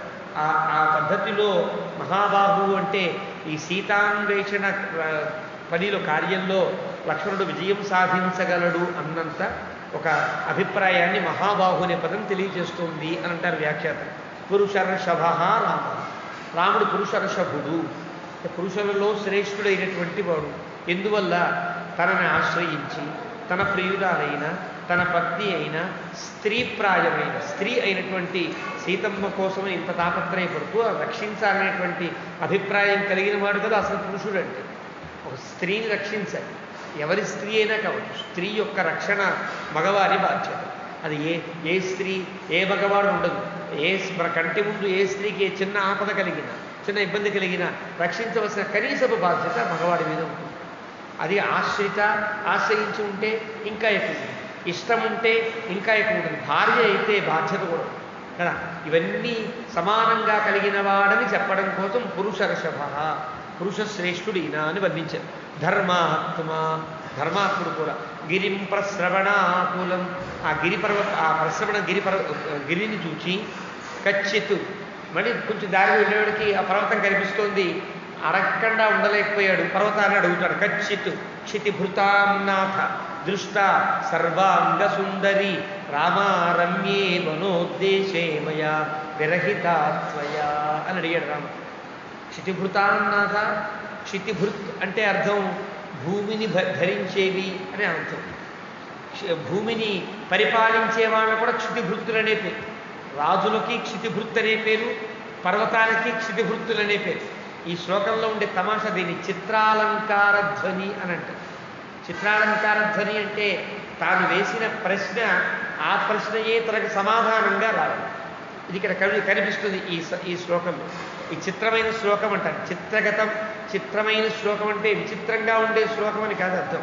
చిత్రాలంకార ధ్వనియుక్తమైన శ్లోకం. ఒక పర్వతం దగ్గరికి వెళ్ళి కనుక రామా అని అనుకో, పర్వతం నుంచి కూడా మనకి ప్రతిధ్వని రామా అని వినిపిస్తుంది. అంటే మనం పలికితే పర్వతం ప్రతిగా పలికినట్టు ఉంటుంది కదా, దీన్ని ప్రతిధ్వని అంటారు. రిఫ్లెక్షన్ అని అన్నట్టుగా, రీసౌండ్ ఏదో ఇంగ్లీష్లో దానికి ప్రతిధ్వని అంటారే. మనం రీసౌండ్ అనుకుందాం. మనకి శ్రీరంగానికి వెడితే ప్రాకారంలో ఒక మూల కనుక నోరు పెట్టి రంగా రంగా రంగా అని అంటే మనం 3 మార్లు అంటే 4 సార్లు రంగా రంగా రంగా రంగా అనిపిస్తుంది. ఎందుకు వినిపిస్తుంది అంటేట ఆయన్ని మనం రంగా అంటాం, రంగనాథుడు గారు. ఆయన అంటేట ఆయన నా మనసులో ఉండేవాడు వీడే కాబట్టి రంగా అని తాను మళ్ళీ మనకి ప్రతిధ్వని పలుకుతాడని అక్కడ ఒక ఐతిహ్యాన్ని చెప్తాడు. దీన్ని ఇలాంటి ఒక సౌండ్ రావడం, ఇలా మనం మాట్లాడినే మళ్ళీ రావడాన్ని దాని ప్రతిధ్వని అని అంటారు. అలాంటి స్థితిలో ఉండే శ్లోకమే. అడిగాడు, క్షితిభృతాన్నాథ, పర్వతములలో శ్రేష్ఠుడైన ఓ పర్వతమా, భూమిని మూసేవాళ్లలో శ్రేష్టమైన ఓ పర్వతమా, దృష్ట సర్వాంగ సుందరి, ఒక అందమైనటువంటి సీతమ్మ తల్లి నీకు కనిపించిందా రామా, అందమైన స్త్రీ, రమ్యే వనోద్దేశే, ఈ అందమైన వనంలో మయా విరహిత, నేను లేకుండా, నేను ఇందాక నీవు సీత ఉంటే చూచానయ్యా అంటే కాదు, నేను లేని సమయంలో సీతను ఎక్కడన్నా చూచావా అని అడిగాడు. అడిగితే మళ్ళీ అదే శ్లోకం తనకి రీసౌండ్ వచ్చింది. ఒక దగ్గర ఉన్నప్పుడు తను మాట్లాడిన మాటే మళ్ళీ వెనక్కి వచ్చినట్టుగా, అంటే పర్వతము పలికింది అనుకున్నాడు రాముడు. ఎందువల్ల ఒక మూర్ఛనా స్థితిలో ఉన్నాడు కాబట్టి, సీతమ్మ కనిపించట్లేదనే ఒక ఆకులితమైన హృదయంతో ఉన్నాడు కాబట్టి పర్వతమే మళ్ళీ పలికినట్లుగా నేను చూచానా. క్షితిభృతాన్నాథ, రాజుల్లో గొప్పవాడైన రాముడా, అర్థం మారింది, సేమ్ అదే పదాలు కదా. రాజుల్లో గొప్పవాడైన రాముడా, సర్వాంగ సుందరి దృష్ట రామ, సర్వాంగ సుందరిగా ఉండే సీతమ్మ తల్లి నాకు కనిపించిందా, నాకే కనిపించలేదే అన్నట్లుగా మాట వచ్చింది. తన శ్లోకమే తనకు వినిపించింది. మళ్ళీ చూస్తే రాముడికి చాలా కోపం వచ్చింది. ఒకసారి నేను అడిగిన ప్రశ్నకి మళ్ళీ అలా నువ్వు చూచావా అడిగితే ఎలా కోపం లేదు. ఒక వ్యక్తి కనుక నీకు కనిపించిందా అంటే నీకు కనిపించిందా అన్నాడు, కోపం రాదండి వ్యక్తికి. ఒకసారి కోపం వచ్చి క్రుద్ధ అబ్రవీత్ గిరిం తత్ర సింహ క్షుద్రమృగం యథా, ఒక సింహం కనుక చిన్న లేడిని బెదిరించినట్లుగా రాముడికి అంత కోపం వచ్చి పర్వతాన్ని బెదిరిస్తున్నాడు. ఏమని, తాం హేమవర్ణాం హేమాభాం సీతాం దర్శయ పర్వత యావత్సానూని సర్వాణి నతే విధ్వంసయామ్యహం. రాముడికి ఏమనిపించిందంటే ఈ పర్వతమే సీతమ్మను అపహరించి తన గుహలో ఎక్కడో బంధించి ఉందా అన్నంత కోపం. ఆ స్థితి అలాంటిది, రాముని యొక్క మానసిక స్థితి అలాంటిది. అంత బంగారంలా మెరిసే సీతని ఎక్కడ ఉన్నా, ఏ చెట్టు చాటున ఉన్నా ఆ బంగారం మెరుపు కనిపిస్తుంది. నువ్వెక్కడో గుహలో దాచి ఉంటావు పర్వతమా, యావత్ సానువుని సర్వాణి, ఒక్క బాణం తీశారంటే నీ సానువులు, నీ కొండ చర్యలు, నీ శిఖరాలన్నీ బద్దలు కొట్టి పారేస్తా అన్నంత కోపంతో రాముడు మాట్లాడి, ఏవముక్తస్తు రామేణ పర్వతో మైథిలీం ప్రతి శంసన్నివ తతః సీతాం నాదర్శయత రాఘవే. ఇది వాల్మీకి మాట. రాముడంతా కోపంతో ఊగిపోతుంటే పర్వతంలో ఉండే జీవునికి కూడా ఏదో భయం కలిగి, అది వాల్మీకి తెలుసు, వాల్మీకి అర్థమవుతుంది కదా. ఏవముక్తస్తు రామేణ, ఇలా రాముడు అనేటప్పటికీ పర్వతంలో ఉండే జీవుడు భయపడుతున్నట్టుగా, శంసన్నివ చెప్పాలనుకుంటున్న వాడి వలె, ఏదో తెలియచేయాలనుకున్న వాడి వలె నాదర్శయత రాఘవే అనుకుంటున్నాడు, కానీ చెప్పలేకపోతున్నాడు. తన పర్వతం కదా, పర్వతానికి ఒక మర్యాద ఉంటుంది, మాట్లాడడం. పర్వతాలు మాట్లాడాలంటే ఈ సమయంలో అసలు మాట్లాడు కదా. రావణాసుని యందు భయం ఉన్నాయి, పర్వతములకైనా నదులకైనా పశువులకైనా పక్షులకైనా రావణాసుని నుండి భయం ఉన్నది కాబట్టి అది పలకలేకపోతోంది అని అంటే ఇక్కడ వాల్మీకి యొక్క మాట దీన్ని తనిశ్లోకిలో వివరిస్తుంది. తనిశ్లోకిలో పెరియవాచాన్విళ్ళే అనే మహానుభావులు ఈ శ్లోకాన్ని ప్రత్యేకంగా వ్యాఖ్యానం చేస్తూ, ఇది చిత్రాలంకార ధ్వని. రాముని మాటకు రాముడు పరాత్పరుడిని గుర్తించిన జీవుడు సైతం వణికేటువంటి స్థితి. చరాచర జగత్తు కదా, అచలములలో కూడా కదలకుండా ఉండే వాటిలో కూడా జీవాత్మకత ఉంది. ఇక్కడ ఆ జీవుడు కూడా భయపడేటట్టుగా రాముడు మాట్లాడాడు. ఈ సర్గ అంతా కూడా, ఈ సర్గ చివరిలో రాముడి మాటలన్నీ కూడా యథాతథమైన భగవత్తత్వాన్ని, భగవంతుడికే కోపం వస్తే కనుక ఎలా ఉంటుందో ఉండేటువంటి సందర్భాన్ని చూపిస్తాయి అని వ్యాఖ్యాతలు చెప్తారు. ముందు ఆ శ్లోకాల యొక్క భావాన్ని చూద్దాం. తతో దాశరథీ రామ ఉవాచిత శిలోక్షయం మమ బాణాగ్ని నిర్దగ్ధ భస్మీభూతో భవిష్యతి అసేవ్య సతతం సంతతం చైవ నిష్ఠునద్రుమపల్లవ ఇమాం వాసరితంచాద్య శోషయిష్యామి లక్ష్మణ. ఇంకా పర్వతంతో మాట్లాడడం మానేశాడు, లక్ష్మణస్వామితో మాట్లాడుతున్నాడు.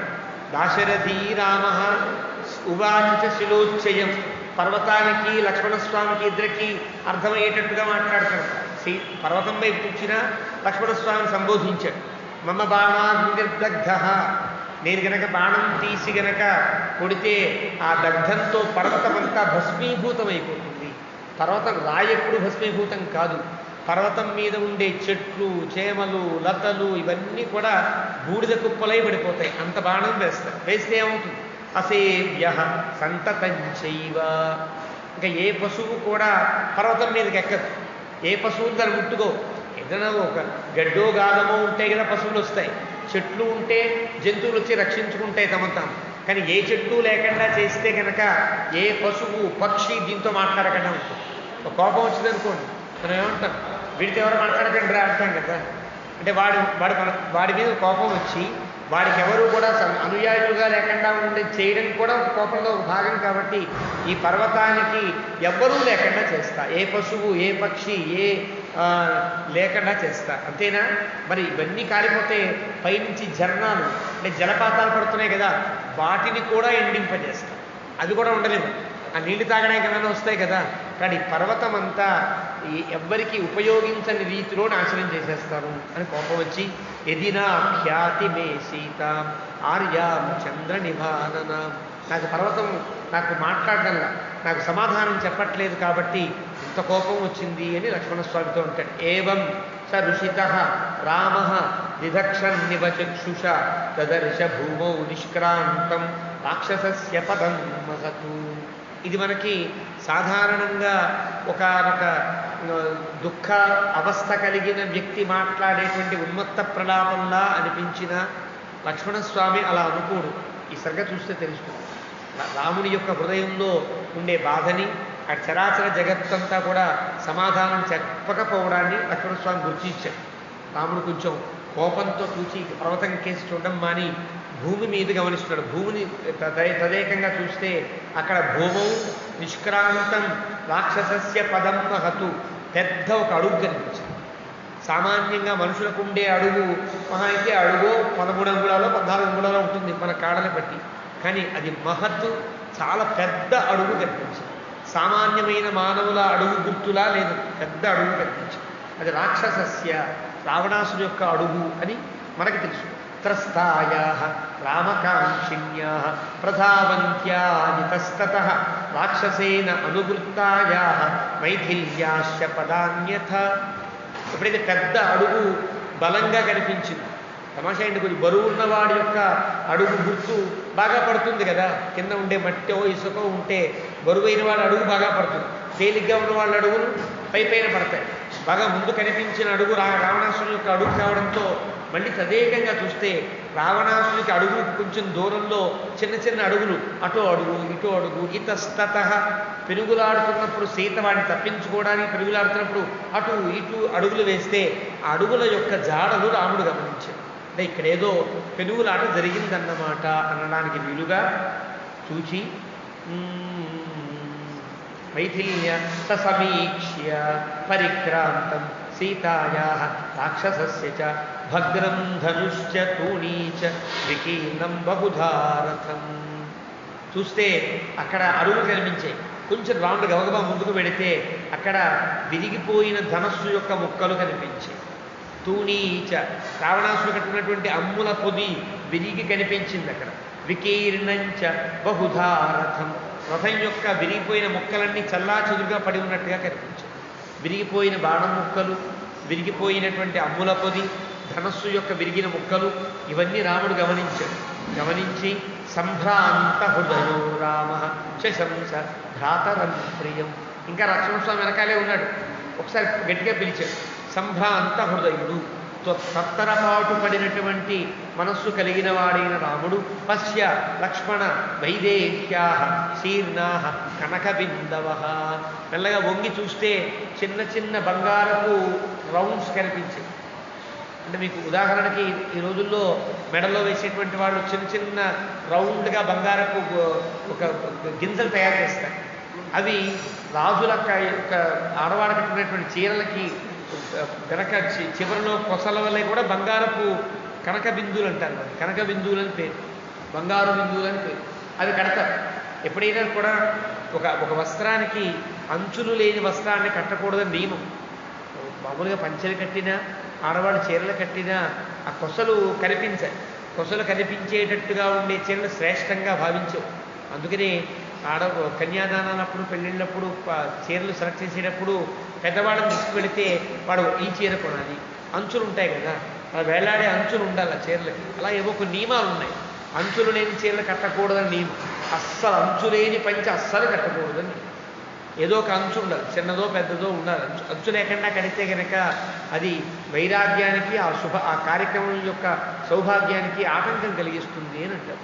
అలాగేమో నియమాలు ఉంటాయి కదా. కానీ ఇక్కడ రాముడు చూస్తే సీతమ్మ కట్టుకున్న చీరకు చివరిలో వేళ్లాడేటువంటి కనక బిందువులు కనిపించాయి. శీర్ణాహ, అవి తెగి జారి కింద పడినట్టుగా రాముడు గమనించాడు. భూషణానాం హి సౌమిత్రే మాల్యాని వివిధాని చ. సీతమ్మ మెడలో ఉండే ఆభరణములలో ఉండేటువంటి చిన్న చిన్న కనక బిందువులు కూడా జారి అదంతా పడి ఉన్నాయి. తప్త బిందు నికాశైశ్చ చిత్రై శతజ బిందుభి ఆవృతం పశ్య సౌమిత్రే సర్వతో ధరణీతలం. కనిపిస్తే అలా చల్లా చెదురుగా మెరుస్తూ ఉన్నాయి, ఆ ఎండలో కనిపిస్తున్నాయి. ఇవన్నీ గమనించి రాముడు అంటే తప్త బిందు నికాశైశ్చ చిత్రై శతజ బిందుభి. చూచావా లక్ష్మణ, బంగారపు బిందువులే కాకుండా రక్తపు బిందువులు కూడా కనిపిస్తున్నాయి. ఇదంతా కూడా ఏదో చాలా పెద్ద ప్రమాదం జరిగింది అని చెప్పడానికి శతజ బిందుభి. బంగారపు సీతమ్మ యొక్క చీర కొనలో ఉండేటువంటి బంగారు బిందువులతో పాటు రక్త బిందువులు కూడా కనిపిస్తున్నాయి. ఆవృతం పశ్య సౌమిత్రే, ఈ ప్రాంతమంతా వ్యాపించి ఉన్నాయి, ఇలా విసిరినట్టుగా పడేసి ఉన్నాయి ఇవన్నీ కూడా. కాబట్టి ధరణీతలం మన్యే లక్ష్మణ వైదేహి రాక్షసై కామరూపిభి. చూసేటప్పటికి మళ్ళీ రాముడికి కష్టం కలిగి ఇది నిజంగా కామరూపులైనటువంటి రాక్షసులు భిత్వా భిత్వా విభక్తావా భక్షితావా భవిష్యతి. వాళ్ళందరూ సీతను తీసుకుని ముక్క ముక్కలుగా నరికి నరికి వాళ్ళు ఏదో తినేసి ఉంటారు, లేకపోతే ఇంత భయంకరమైనటువంటి స్థితి ఇక్కడ ఉండదు అని రాముడు అంతవరకు అలా గుర్తించగలిగాడు. లక్ష్మణస్వామి ఉన్నది ఉన్నట్టుగా గుర్తిస్తాడు తర్వాత. ఇక్కడ రాముని యొక్క అభిప్రాయం అది. ఏతస్యా నిమిత్తం వైదేహ్యా ద్వయోః వివదమానయోః బభూవ యుద్ధం సౌమిత్రే ఘోరం రాక్షసయోరిహ. ఇద్దరు రాక్షసులు కొట్టుకున్నారు ఇక్కడ. రాముడికి ఉండేటువంటి అనాలిసిస్ ఇది గమనిస్తే ఎవరో ఇద్దరు రాక్షసులు ఒకప్పుడు సుందోపసుందులు ఇద్దరు కూడా ఒక ఆవిడ కోసం దెబ్బలాడుకున్నారు కదా. సుందుడు ఉపసందుడు దెబ్బలాడుకుని ఇద్దరు చనిపోయినట్లుగా ఆ ఇద్దరు రాక్షసులు సీత కోసం, సీత నేను తింటానంటే నేను తింటానంటూ వాళ్ళిద్దరు దెబ్బలాడుకుని ఉంటారు ఇక్కడ. వివదమానయో వాళ్ళిద్దరు దెబ్బలాడి ఉంటారు. బభూవ యుద్ధం, ఇక్కడ పెద్ద యుద్ధం జరిగింది ఆ రాక్షసులిద్దరికీ. ముక్తామణిమయంచేదం తపనీయ విభూషితం ధరణ్యాం పతితం సౌమ్య కస్య భగ్నం మహద్ధను.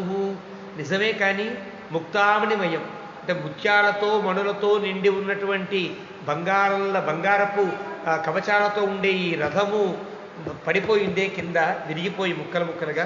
కస్య భగ్నం మహద్ధను, ఎవరిదై ఉంటుందో కదా, ఈ ధనస్సు ఎవరిదై ఉంటుందో కదా. ఒక ధనస్సు విరక్కుంటుంది జటాయు, మళ్ళీ రెండవ ధనస్సు తీసుకుని అన్యత్ చాపమాదాయ అన్నాడు వాల్మీకి. వేరే ధనస్సుతో యుద్ధం చేశాడు. ఇక్కడ ఒక ధనస్సు విరిగి ముక్కలై కింద పడి ఉన్నది కదా. కాబట్టి ఆ ముక్కలు చూస్తే తరుణాదిత్య సంకాశం వైడూర్య గుళికాచితం విశీర్ణం పతితం భూమౌ కవచం కస్య కాంచనం. ఒక పక్క ధనస్సు విరిగిపడి, ఒక పక్క రథం యొక్క ముక్కలు కనిపించాయి, ఇంకొక ప్రక్కన వైడూర్యములతో పొదిగినటువంటి రావణాసురుడికి గుండెకి కట్టుకునే కవచం ఒకటి పడిపోయింది. అది కవచం కూడా పీకింది కదా జటాయువు, కథలో మనం చెప్పుకున్నాం. ఆ కవచం కింద పడి, ఆ పడిన కవచంకి ఎలా ఉందో వర్ణిస్తాడు. వైడూర్యాలన్నీ దానికి పొదిగినట్టుగా ఉండే కవచం కూడా ఇక్కడ పడి ఉంది. కాబట్టి కేవలం పిచ్చి రాక్షసులు ఇద్దరూ కాదు, ఎవరో పెద్ద రాక్షసులు వచ్చింది కదా. రాక్షస రాజు ఎవడో అయి ఉంటాడు అని అదొక గుర్తుని తాను గమనించాడు. ఛత్రం పడుంది, శతశలాకంచ, మళ్ళీ గుర్తు తమాషా. ఆ ఛత్రం కింద పడి ఉంటే ఇలా పక్కన పడిపోయింది అనుకోండి, దాంట్లో ఉండే ఈనలన్నీ కనిపిస్తుంటాయి, అంటే ఊచలు కనిపిస్తాయి. ఆ ఊచలు 100 ఊచలు ఉంటే అది రాజుకి అన్నది. అంటే రాజుకి యొక్క ఛత్రానికి 100 ఊచలు కట్టాలి, శాస్త్రం. కాబట్టి రాజుగారి యొక్క ఛత్రానికి 100 ఊచలు ఉంటాయి. కాబట్టి శతశలాకంచ.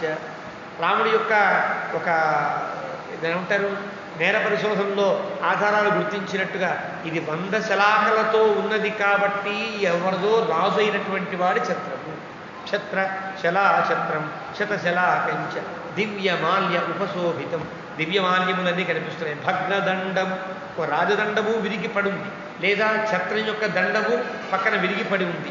కస్య భూమౌ సమ్యం నిపాతితం, ఎవడి వల్ల ఇలా పడిందో కదా, ఎవడి రథమో కదా, ఎవడి కవచమో కదా, ఎవడి ఛత్రమో కదా అంటూ కాంచనో రశ్చదాశ్చేమి. ఇంకా కాస్త ముందుకు పెడితే అక్కడ బంగారంలా మెరిసే హృదయ స్థలాలు కలిగినటువంటి గుర్రాలు ఎక్కడ కూడా పైనుంచి మనకు చూస్తాం, కింద నుంచి మనం చూడం కదా.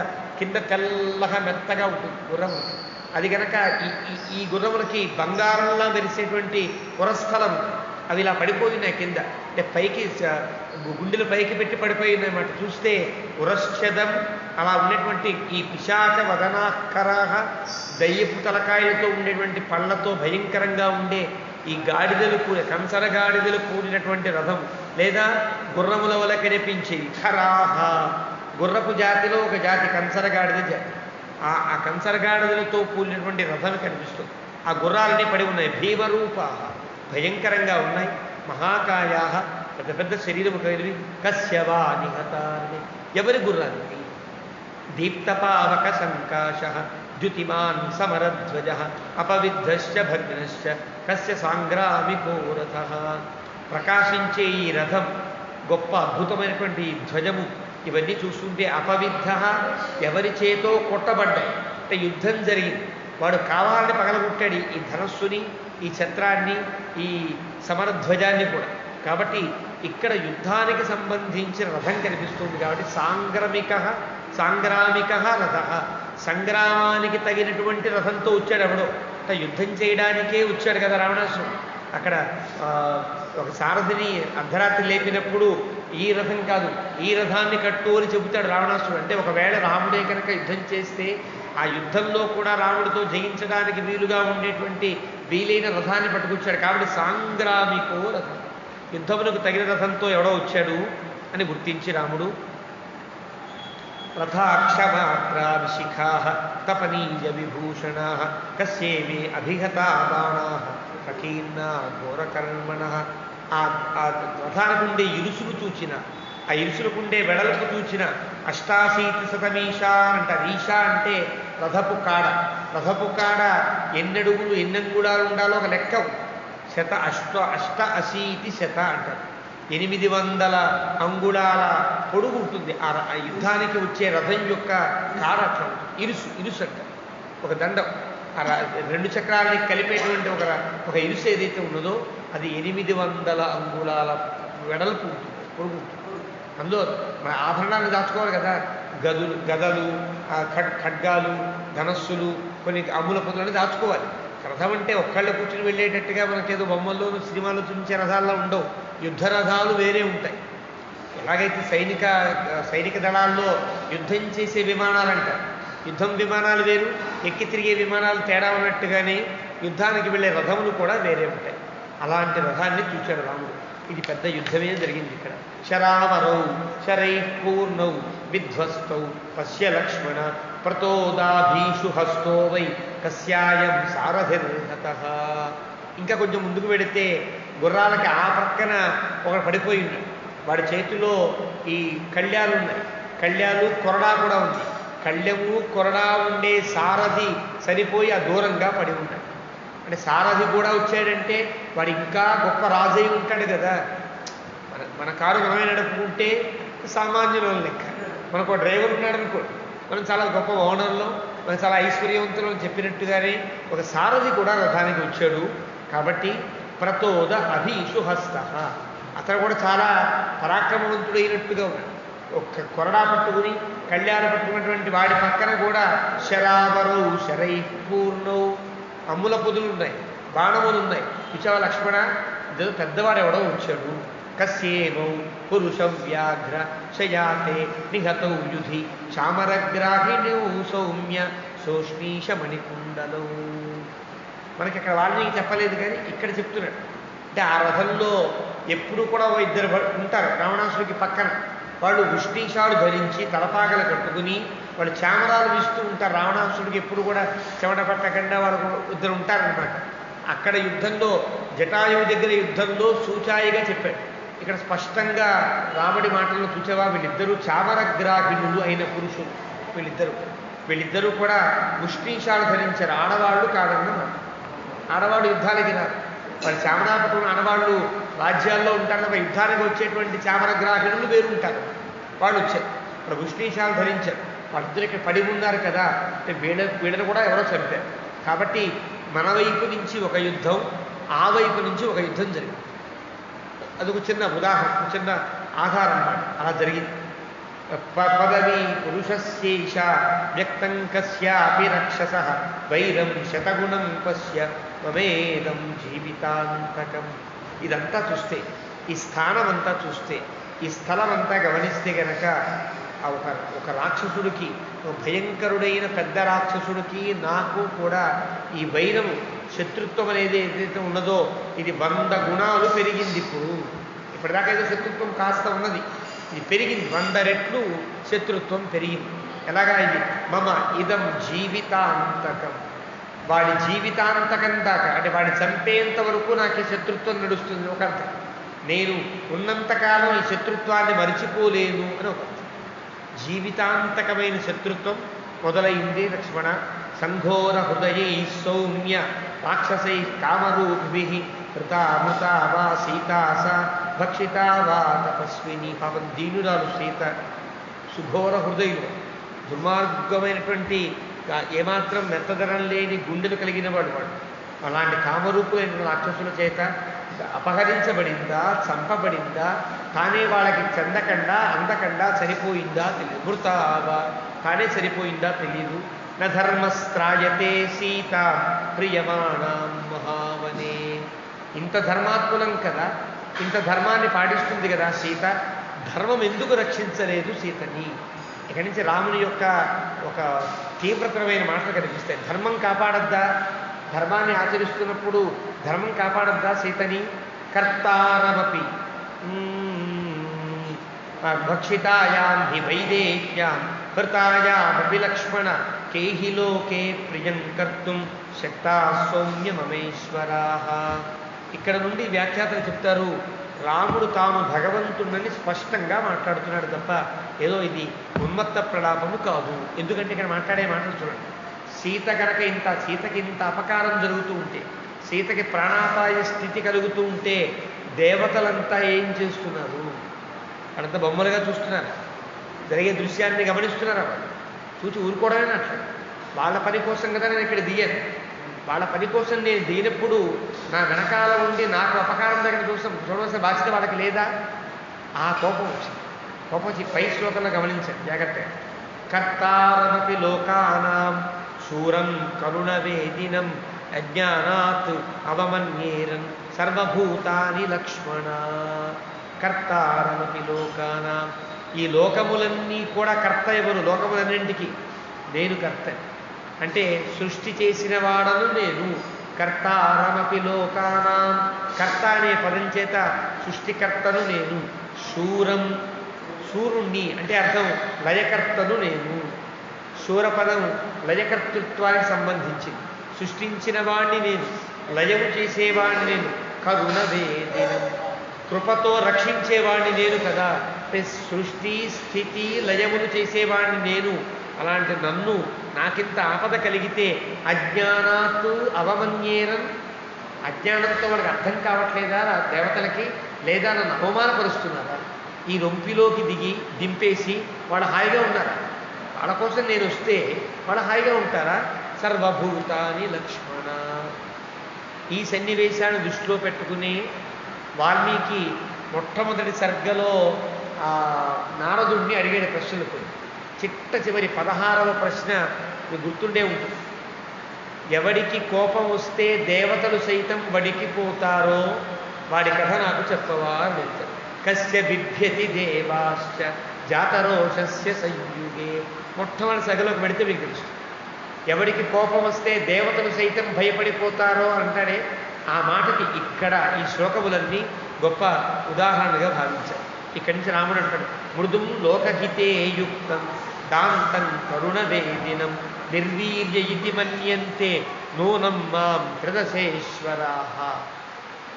దేవతలంతా నన్ను చేతగాని వాడు అనుకుంటున్నారా ఏమి? మృదుం, మెత్తగా ఉన్నాను. ప్రధాగా సత్వగుణ సంపన్నుడు శ్రీ మహావిష్ణువు అంటే ఏం చేయడం అనుకుంటున్నారా? మృదుం, నేను మెత్తవాడు అనుకుంటున్నారా? లోకహితే యుక్తం, లోకహితం కోసం కదా నేను ఇంత అవస్థకి నేను ఓడికెట్టాను. సీత అపహరించబడుతూ ఉంటే తట్టుకోగలడా? సీత అపహరించబడుతుందని తెలిసిన, రాక్షసుల యొక్క చేతికి వెళ్ళవలసి వచ్చిందని తెలిసినా దానికి కూడా కట్టుబడి దానికి కూడా ఒప్పుకుని కదా ఈ రంగంలోకి దిగా. కాబట్టి దాంతం, ఇంద్రియములన్నింటినీ కంట్రోల్ అధీనంలో పెట్టుకుని ఉన్నవాడిని. కరుణవేదినం, ఇలా జాలి కులిపే స్థితిలో ఉంటే నిర్వీర్య ఇతి మన్యంతే, నిర్వీర్యుడు చేతగానివాడు అనుకుంటున్నారా దేవతలంతా? మాం ప్రాప్య హి గుణో దోష సంవృత్త పశ్య లక్ష్మణ. నా అతి మంచితనం వీళ్ళకి దోషంలా కనిపిస్తుందా? అతి మంచివాడు కూడా, చాలా మంచితనం కలిగిన వాడు కూడా చేతగాని వాడి వరకు కనిపిస్తాడు. వాడు ఏది తిడుతున్నా పోని వాడి కర్మ వాడిది అనుకునేవాడు చేతగాని వాడు అనే అనుకునే అవకాశం ఉన్నట్లుగానే లక్ష్మణ అలా ఉంది పరిస్థితి. కాబట్టి పని చేస్తా. అద్యైవ సర్వభూతానాం రక్షసాం అభవాయ చ సంభృత్యైవ శశిజ్యోత్స్నాం మహాన్ సూర్యైవోదితః. ఒకసారి మహాసూర్యుని ఉదయింపజేస్తా. ఇందులో ప్రకృతి రహస్యం ఒకటి ఉన్నది అని చెప్తారు. అంటే చివరికి ప్రళయకాల స్థితిలో ఒక మహాసూర్యుడు ఉదయిస్తాడు. మహాసూర్యుడు ఉదయిస్తేనే అంటే మనం ఊహించలేనంత వెలుతురుతో ఉండే సూర్యుడు. కాల్చవలసినవన్నీ ఆయన కాల్చేస్తాయి, తడపవలసినవన్నీ నీళ్లు తడిపేస్తాయి. ఒక ప్రళయకాలంలో ఏర్పడే స్థితిలో మహాన్ సూర్య, మహాసూర్యుడు ఉదయిస్తాడు, ఉదయింప చేస్తానంటాడు. అది తమాష. అంటే నేను ప్రళయకాలాన్ని చేయగలిగే వ్యక్తిని కూడా నేనే కాబట్టి మహాసూర్యుడు ఉదయింపజేస్తా. ఏం చేస్తాను? సర్వభూతానామధ్యైవ. ఈరోజు దేవతలు ఒకరు కాదు, దేవ దానవ యక్ష రక్షస్సులు వీరెవ్వరినీ కూడా లేకుండా చేస్తా, రాక్షసుల్ని లేకుండా చేస్తా. ఈ లోకంలో దేవతలు మనుషులు చరాచరాలు ఏమీ లేకుండా మొత్తం ప్రళయంలో ముంచెత్తేస్తా అన్నంత కోపం వచ్చి అంటున్నాడు. అభవాజ సంభృత్యైవ శశిజ్యోత్స్నాం రక్షసాం మహాన్ సూర్య ఇవోదిత సంభృత్యైవ గుణాన్ సర్వాన్ మమ తేజ ప్రకాశతే. చంద్రుణ్ణి లేకుండా చేస్తా, నా తేజస్సుని పెంచుతా. నా తేజస్సుని పెంచానంటే లోకమంతా తేజోవిహీనమై నా తేజస్సులో లీనమైపోతుంది. అంటే లోకం మొత్తాన్ని లేకుండా చేస్తాను అని తన యొక్క దైవత్వాన్ని ప్రకటిస్తున్నట్టుగా. నైవ యక్షాః, యక్షులు రక్షిస్తారా? రక్షించలేరు. నా గంధర్వాః, గంధర్వులు రక్షించలేరు. నా పిశాచాః, పిశాచ భూతగణములన్నీ ఉంటాయే అవేవీ రక్షించరు. నా రాక్షసాః, రాక్షసులు కూడా నన్నేం చేయలేరు. కిన్నరాః, కిన్నరులు కావచ్చు, మనుషులు కావచ్చు, వీళ్ళెవ్వరూ కూడా లేకుండా చేస్తాను. ఎవ్వరికీ సుఖం లేకుండా చేస్తాను. వాళ్ళతో సుఖపడుతున్నారు, నేను కదా ఇక్కడ బాధపడుతున్నా అన్నంత కోపంతో మమాస్త్ర బాణ సంపూర్ణం ఆకాశం పశ్య లక్ష్మణ నిస్సంపాతం కరిష్యామి హ్యద్య త్రైలోక్యచారిణ. ఆకాశమంతా ఖాళీగా ఉంటే దేవత హాయిగా తిరుగుతున్నారు. ఆకాశమంతా బాణములతో నింపేస్తా. నా యొక్క బాణములతో ఆకాశమంతా నింపేస్తే దేవతలకి సంచారశీలతే పోతుంది. ఇక్కడ ఉండేవి పైకి లేకుండా ఇక్కడ నశించిపోతాయి. ఆకాశము లేనిదే భూమి బతకదు, భూమి లేనిదే ఆకాశం పరిపుష్టం కాదు. అంటే ద్యావా భూమి అంటే అందునే సృష్టి యొక్క క్రమంలో వేదం చెప్తుంది. ద్యావా పృథివీ ఉభేయిని. ద్యావా పృథువులు రెండింటినీ కూడా భగవంతుడు ముందు సృష్టిస్తాడు. పైన ఆకాశలోకాన్ని, కింద ఈ లోకాన్ని పుట్టిస్తే తర్వాత సృష్టి ప్రారంభమవుతుంది. కానీ ఈ రెంటినీ లేకుండా చేస్తా అని అంటారు. అది అర్థం. ఆ రకంగా నిస్సంపాతం కరిష్య యద్య త్రైలోక్యచారిణ. మూడు లోకములు కూడా సంచారమే లేకుండా, అంటే శ్వాసే తీసుకోకుండా చేస్తారు. వాళ్ళు ఏ రకంగా వాళ్ళు ఉండరు. సన్నిరుద్ధ గ్రహగణం ఆవారిత నిశాకరం విప్రణష్టామరుతు భాస్కరం ద్యుతి సంవృతం వినిర్మథిత శైలాగ్రం తుష్యమాణ జలాశయం ధ్వస్తద్రుమగతాగుల్మం విప్రణాసిత సాగరం త్రైలోక్యం తు కరిష్యామి సంయుక్తం కాలధర్మణా. ఇది సన్నిరుద్ధ గ్రహగణం. గ్రహములన్నీ కూడా ఒకదానికొకటి కొట్టుకుని నశించిపోయేటట్టుగా. ఆవారిత నిశాకరం, నిశాకరుడు అంటే చంద్రుడు, చంద్రుడు కూడా ఆవరించిపోయి ఉండేటట్టుగా. అనలం అగ్ని నష్టమైపోతుంది, మరుత్తు లేకుండా పోతుంది, గాలి లేకుండా పోతుంది, సూర్యుడు ఉండడు, ద్యుతులేవీ ఉండవు, ఆ తేజస్సులనేవీ లేకుండా చేసేస్తారు. ధ్వస్తద్రుమ లతాగుల్మం. ఎప్పుడైతే సూర్యాదులు ఉండరో ఈ చెట్లు చేమలు అన్నీ ఎండి నశించిపోతాయి. విప్రణాసిత సాగరం, ఈ సముద్రం అంతా ఎండిపోయి నీరే లేకుండా అయిపోతుంది. త్రైలోక్యంతు కరిష్యామి. ఆ మూడు లోకములు కూడా అల్లకల్లోలం చేస్తా. సంయుక్తం కాలధర్మ. అంటే ప్రళయకాలంలో ఏ ధర్మాన్నైతే నేను పాటించి మొత్తాన్ని లేకుండా చేస్తానో ఆ ధర్మాన్ని ఇక్కడ పాటిస్తా అని అంటాడు. నతాం, ఎప్పుడు ఇదంతా ఎప్పుడు చేస్తాను తెలుసునా? నతాం కుశలినీం సీతాం ప్రదాస్యంతి మమేశ్వరా అస్మిన్ ముహూర్తే సౌమిత్రే మమ ద్రక్ష్యంతి విక్రమం. సీతమ్మను గనక క్షేమంతో ఉండేటట్లుగా, క్షేమంతో క్షేమంగా ఉండే సీతను కనుక నాకు ఇవ్వకపోయినా, నాకు చూపించకపోయినా ఈ ముహూర్త కాలంలో వాళ్ళందరినీ లేకుండా చేస్తా. నాకాశ విత్పతిష్యంతి సర్వభూతాని లక్ష్మణ. ఆకాశంలో ఒక్క ఎగిరే జంతువు లేకుండా చేస్తా. అంటే చారణులు కానీ పక్షులు కానీ లేకుండా చేస్తా. మమ చాప గుణోన్ముక్తై బాణజాలే నిరంతరం. నేను బాణాన్ని విడిచిపెట్టానంటే బాణములన్నింటితో ఈ మూడు లోకములకు ఆ నిండిపోయినటువంటి ఆకాశం వల్ల వాయు సంచారంలో ఆకాశాన్ని నింపుతా అని అంటాడు. వాయు సంచారం లేకుండా చేయడం కోసం. వాయువు సంచరించకపోతే ఏ ప్రాణి బతకదు. అక్కడ వాయువు లేకుండా చేస్తాడు. వాయు సంచారాన్ని నిరోధిస్తా. అర్దితం మమ నారాచై ధ్వస్తభ్రాంత మృగద్విజం సమాకులమవర్యాదం జగత్పస్య అద్య లక్ష్మణ. నా యొక్క బాణములతో ధ్వస్తభ్రాంతమైనటువంటి అంటే ధ్వస్తమై భ్రాంతమై ఉండే అంటే పిచ్చెత్తినట్టుగా ఏమి చేయాలో పాలుపోక ఉండే జంతువులందరినీ ఇప్పుడు గమనిస్తావు. సమాకులం అమర్యాదం అన్నీ కలిసిపోతాయి. ఇది నాకు శత్రువా, సింహం మీదకి లేడి కూర్చుంటుంది, లేడి కిందకి సింహం దాక్కుంటుంది, పాములన్నీ పైకి వచ్చేస్తాయి. ఇంకా దేనికి శత్రుత్వం ఉండదు, సమాకులం అవుతుంది, అమర్యాదం అవుతుంది. ఒకదానికి ఒక మర్యాద ఉంటుంది కదా. ఇది దీని శత్రువు, ఇది దీనికంటే గొప్ప శత్రువు, ఇది క్రూరమైన జంతువు, ఇది సాత్వికుడు, ఇలాగే ఉండవు. అన్నీ కలిసిపోయి అమర్యాదముగా జగద్వస్య అద్య లక్ష్మణ. జగత్తులో ఒక అమర్యాద స్థితిని చూడాలనుకుంటావా లక్ష్మణ? ఇప్పుడు నేను చూపిస్తా. ఆకర్ణపూర్ణై ఇషుభి జీవలోకం దురావరై కరిష్యే మైథిలీ హేతో అపిశాచం అరాక్షసం. ఆకర్ణపూర్ణ ధన్వానం అని అంటారే, ఇలా చెవుల దాకా లాగిన బాణములతో నేను జీవలోక మొత్తాన్ని కూడా నశింపజేస్తా. ఎందుకో తెలుసున? మైథిలీ హేతో, సీతమ్మ కోసం. అపిశాచం అరాక్షసం, పిశాచులు ఉండరు, రాక్షసులు ఈ లోకంలో ఉండరు. మమ రోష ప్రయుక్తానాం సాయకానాం బలం సురాః ద్రక్ష్యంతి అద్య విముక్తానాం అతి దూరాతిగామినాం. దేవతలకి నా పరాక్రమం ఏంటో ఈనాడు చూపిస్తా. సాయకానాం బలం సురాః, నా బాణముల యొక్క ప్రభావం కావచ్చు, నా బాణముల యొక్క సర్వనాశకత్వం కావచ్చు, ఈనాడు దేవతలంతా గమనిస్తారు.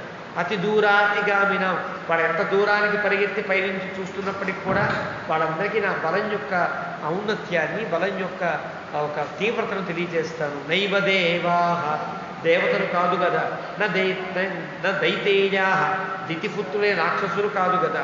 నా పిశాచాః, పిశాచములు కాదు, రాక్షసులు కాదు.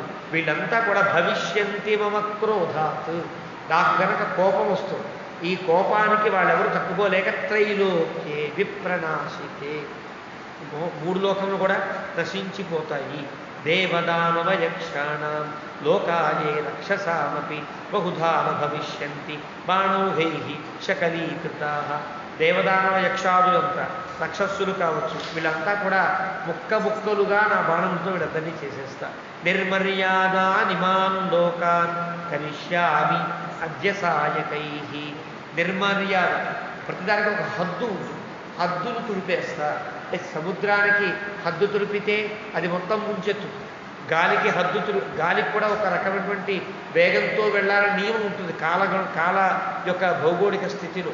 ఆ వేగాన్ని కనుక మించితే అది ప్రచండ వేగంతో వాయువు సంచరిస్తుంది. అలాగా అన్ని భూతములకు ఉండే మర్యాదల్ని లేకుండా మర్యాద అంటే హద్దులని, వీడికి కొన్ని ధర్మాలు ఉంటాయి, జాతి ధర్మాలు ఉంటాయి, ఆ జాతి ధర్మాలని లేకుండా చేస్తారు.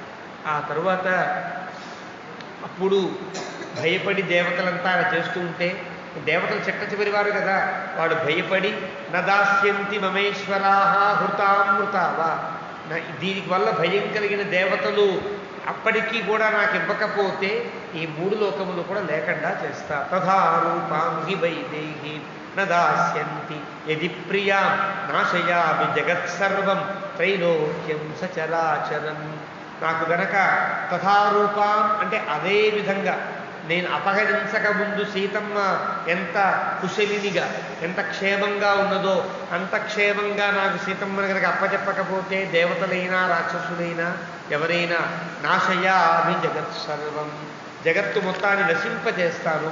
త్రైలోక్యం సచరాచరం, 3 లోకములన్నింటిలో చరాచర జగత్తునంతా లేకుండా చేస్తా. ఇత్యుక్త్వా అని గట్టిగా పలికి రోషతామ్రాక్ష, రోషముతో, కోపము, రోషము, క్రోధము ఈ 3 ఏర్పడ్డాయి. రోషము వల్ల ఏర్పడ్డ ఎర్రటి కన్నులు కలిగినటువంటి రాముడు నిష్పీడ్య కారుముఖం ధనస్సు తీసి పిండడం ప్రారంభించాడు. ధనస్సు నొక్కుతున్నాడు, వేసినా లోకం లేకుండా చేయనా ఈ లోకములన్నీ కూడా అని ఒక భయంకరమైనటువంటి స్థితిలో ఉంటే సంధాయ ధనుషి శ్రీమాన్ రామ పరపురంజయ యుగాంతాగ్ని నివక్రుద్ధ ఇదం వచనమబ్రవీత్. సంధాయ ధనుషి, బాణం తీసి సంధించాడు. శ్రీమాన్ అంటే ఇక్కడ అర్థం శ్రీమంతుడైన రాముడు, లక్ష్మీపతి అయినటువంటి ఆ భగవంతుడు ఇక్కడ రాము పరపురంజయ, తనకంటే వేరైన వాటిని దేన్ని లేకుండా చేయగలిగినవాడు. ఇక్కడ శత్రువులు అని కాకుండా పరపురంజయ, తనకంటే భిన్నమైన లోకాన్ని ఈ జగత్తు లేకుండా చేయగలిగిన వాడైన రాముడు. యుగాంతాగ్ని ఇవ క్రుద్ధ, ప్రళయకాలంలో ఎలాగైతే అగ్ని మండుతూ ఉంటుందో అలాంటి మండే రూపం కలిగిన వాడై ఇదం వశనమబ్రవీతు, ఇలా ఇంకా అంటున్నాడు. యథా జర యథా మృత్యు యథా కాలో యథా విధి, ఎలాగైతే జరని ముసలితనాన్ని ఎవరు అడ్డుకోలేరో లక్ష్మణ, ఎవరైతే మృత్యువుని ఎవరు అడ్డుకోలేరో లక్ష్మణ, కాలాన్ని ఎవరు ఆపలేరో లక్ష్మణ, విధి బ్రహ్మ యొక్క గతిని ఎవరైతే మార్చలేరో, విధిని ఎవరైతే తప్పించలేరో అర్జున, అదేవిధంగా నన్ను కూడా ఎవరు తట్టుకోలేరు. నా మాట వృధాగా ఏదో ప్రలాపం చేసే మాటలు కాదు ఇవి. కాలం ఎలాగ నువ్వు గమనిస్తున్నావో ఎవరు ఆపకుండా, మృత్యువుని ఎవరైతే ఆపలేకుండా ఉన్నారో అదే విధంగా నేను అంటే పరమాత్మని అంతశ్చైతన్యాన్ని నేను అని చెప్పినట్లు చెప్పి తథాహం క్రోధ సంయుక్త నివార్య అస్మి సర్వధ, ఎవ్వరూ కూడా ఆపశక్యము కానంత శక్తి కలిగిన వాడని అని చెప్పి రాముడు పురేవ మే చారుదతీమనిందిత దిశంతి సీతాం విధినాద్య వైథిని సదేవ గంధర్వ మనుష్య పన్నగ జగత్సశైలం పరివర్తయామ్యహం, జగత్సశైలం పరివర్తయామ్యహం. ఈ మాటని వ్యాఖ్యాతలు అనేక సందర్భాల్లో చెప్తారు. రాముడి యొక్క గొప్పతనాన్ని ఎప్పుడు చెప్తున్నా వ్యాఖ్యాతలు సశైలం పరివర్తయామ్యహం అన్నాడు రాముడు. అంటే ఈ పర్వతములతో ఈ భూమండలాన్ని కనిపించే ఈ భూమినంతా కూడా తిప్పివేయగలిగిన వాడిని నేను. అంటే మూడు లోకములు నా చేతిలో ఒక ఆటబొమ్మల్లా ఉంటాయి లక్ష్మణ అని చెప్పిన మాట భగవంతుని రాముని యొక్క భగవతత్వాన్ని తెలియచేస్తోంది అంటూ, అలాగా అంతకుముందు ఉండే సీత చారుదతి హాయిగా నవ్వుతున్నావిడ, అనిందిత శరీరం మీద ఎలాంటి దెబ్బ ఎలాంటి ఇబ్బంది కలగకుండా ఉండే ఆవిడని కనుక సీత కనుక నాకు అప్పచెప్పకపోతే దేవతలైనా గంధర్వులైనా మనుష్యులైనా పన్నగులైనా వాళ్ళందరితో కూడిన ఈ ప్రపంచం మొత్తాన్ని కూడా పరివర్తయామ్యహం లేకుండా చేసేస్తా. పరివర్తనం అంటే అర్థం తిప్పేస్తా. తిప్పితే ఇవేమి ఉండవన్నమాట. ఏదన్నా ఒక వైకుంఠపాణి ఆడుకుంటాడు. భగవంతుడి యొక్క లీలావత్తు చరాచరం అని అంటారు భాగవతం. ఈ ప్రకృతి సృష్టి అంతా భగవంతుని ఆట వంటిది. ఒక వైకుంఠపాణిని మనం ఇలాగ పరిచామనుకోండి ఆడుకోవడానికి, దాన్ని మూసామనుకోండి అయిపోయింది ఆటల లెక్క. అలా కదా, ఇలా తెరిస్తే సృష్టి, మూస్తే వికృతి కదా. అలా జగత్ సశైలం పరివర్తయామ్యహం అంటే అంతా కూడా మూసేస్తాయి, ఈ ప్రపంచం మొత్తాన్ని కూడా లేకుండా చేస్తా అంటూ రాముడు చాలా తీవ్రతరమైనటువంటి ఒక క్రుద్ధస్వరూపంలో ఒక రుద్రస్వరూపంలో కనిపిస్తాడు ఈ సర్గలో. కాబట్టి ఈ సర్గలో రాముడు తాను భగవంతుడని ప్రకటించాడు అని అంటారు వ్యాఖ్యాతలంతా. అలాంటి సర్గని మనం 64వ సర్గ ముగిసింది, 75 శ్లోకాల సర్గ. మన రేపటి రోజున మనం 65 నుంచి ప్రయత్నం చేద్దాం. ఏమమే తత్పురావృత్తం ఆఖ్యానం భద్రవస్తువః ప్రవ్యాహరత విశ్రద్ధం బలం విష్ణో ప్రవర్ధత లాభస్తేషాం జయస్తేషాం కుతస్తేషాం పరాభవః తేషామిందీవరస్యామో హృదయస్థో జనార్దనః కాలే వర్షతు పర్జన్యః పృథివీ సస్యశాలినీ దేశోऽयं శోభరహితః బ్రాహ్మణాः సంతు నిర్భయాः కావేరీ వర్ధతాం కాలే కాలే వర్షతు వాసవః శ్రీరంగనాథో జయతు శ్రీరంగశ్రీశ్చ వర్ధతాం స్వస్తి ప్రజాభ్యః పరిపాలయంతాం న్యాయ్యేన మార్గేణ మహీం మహిషాः గోబ్రాహ్మణేభ్యः శుభమస్తు నిత్యం లోకాः సమస్తాः సుఖినో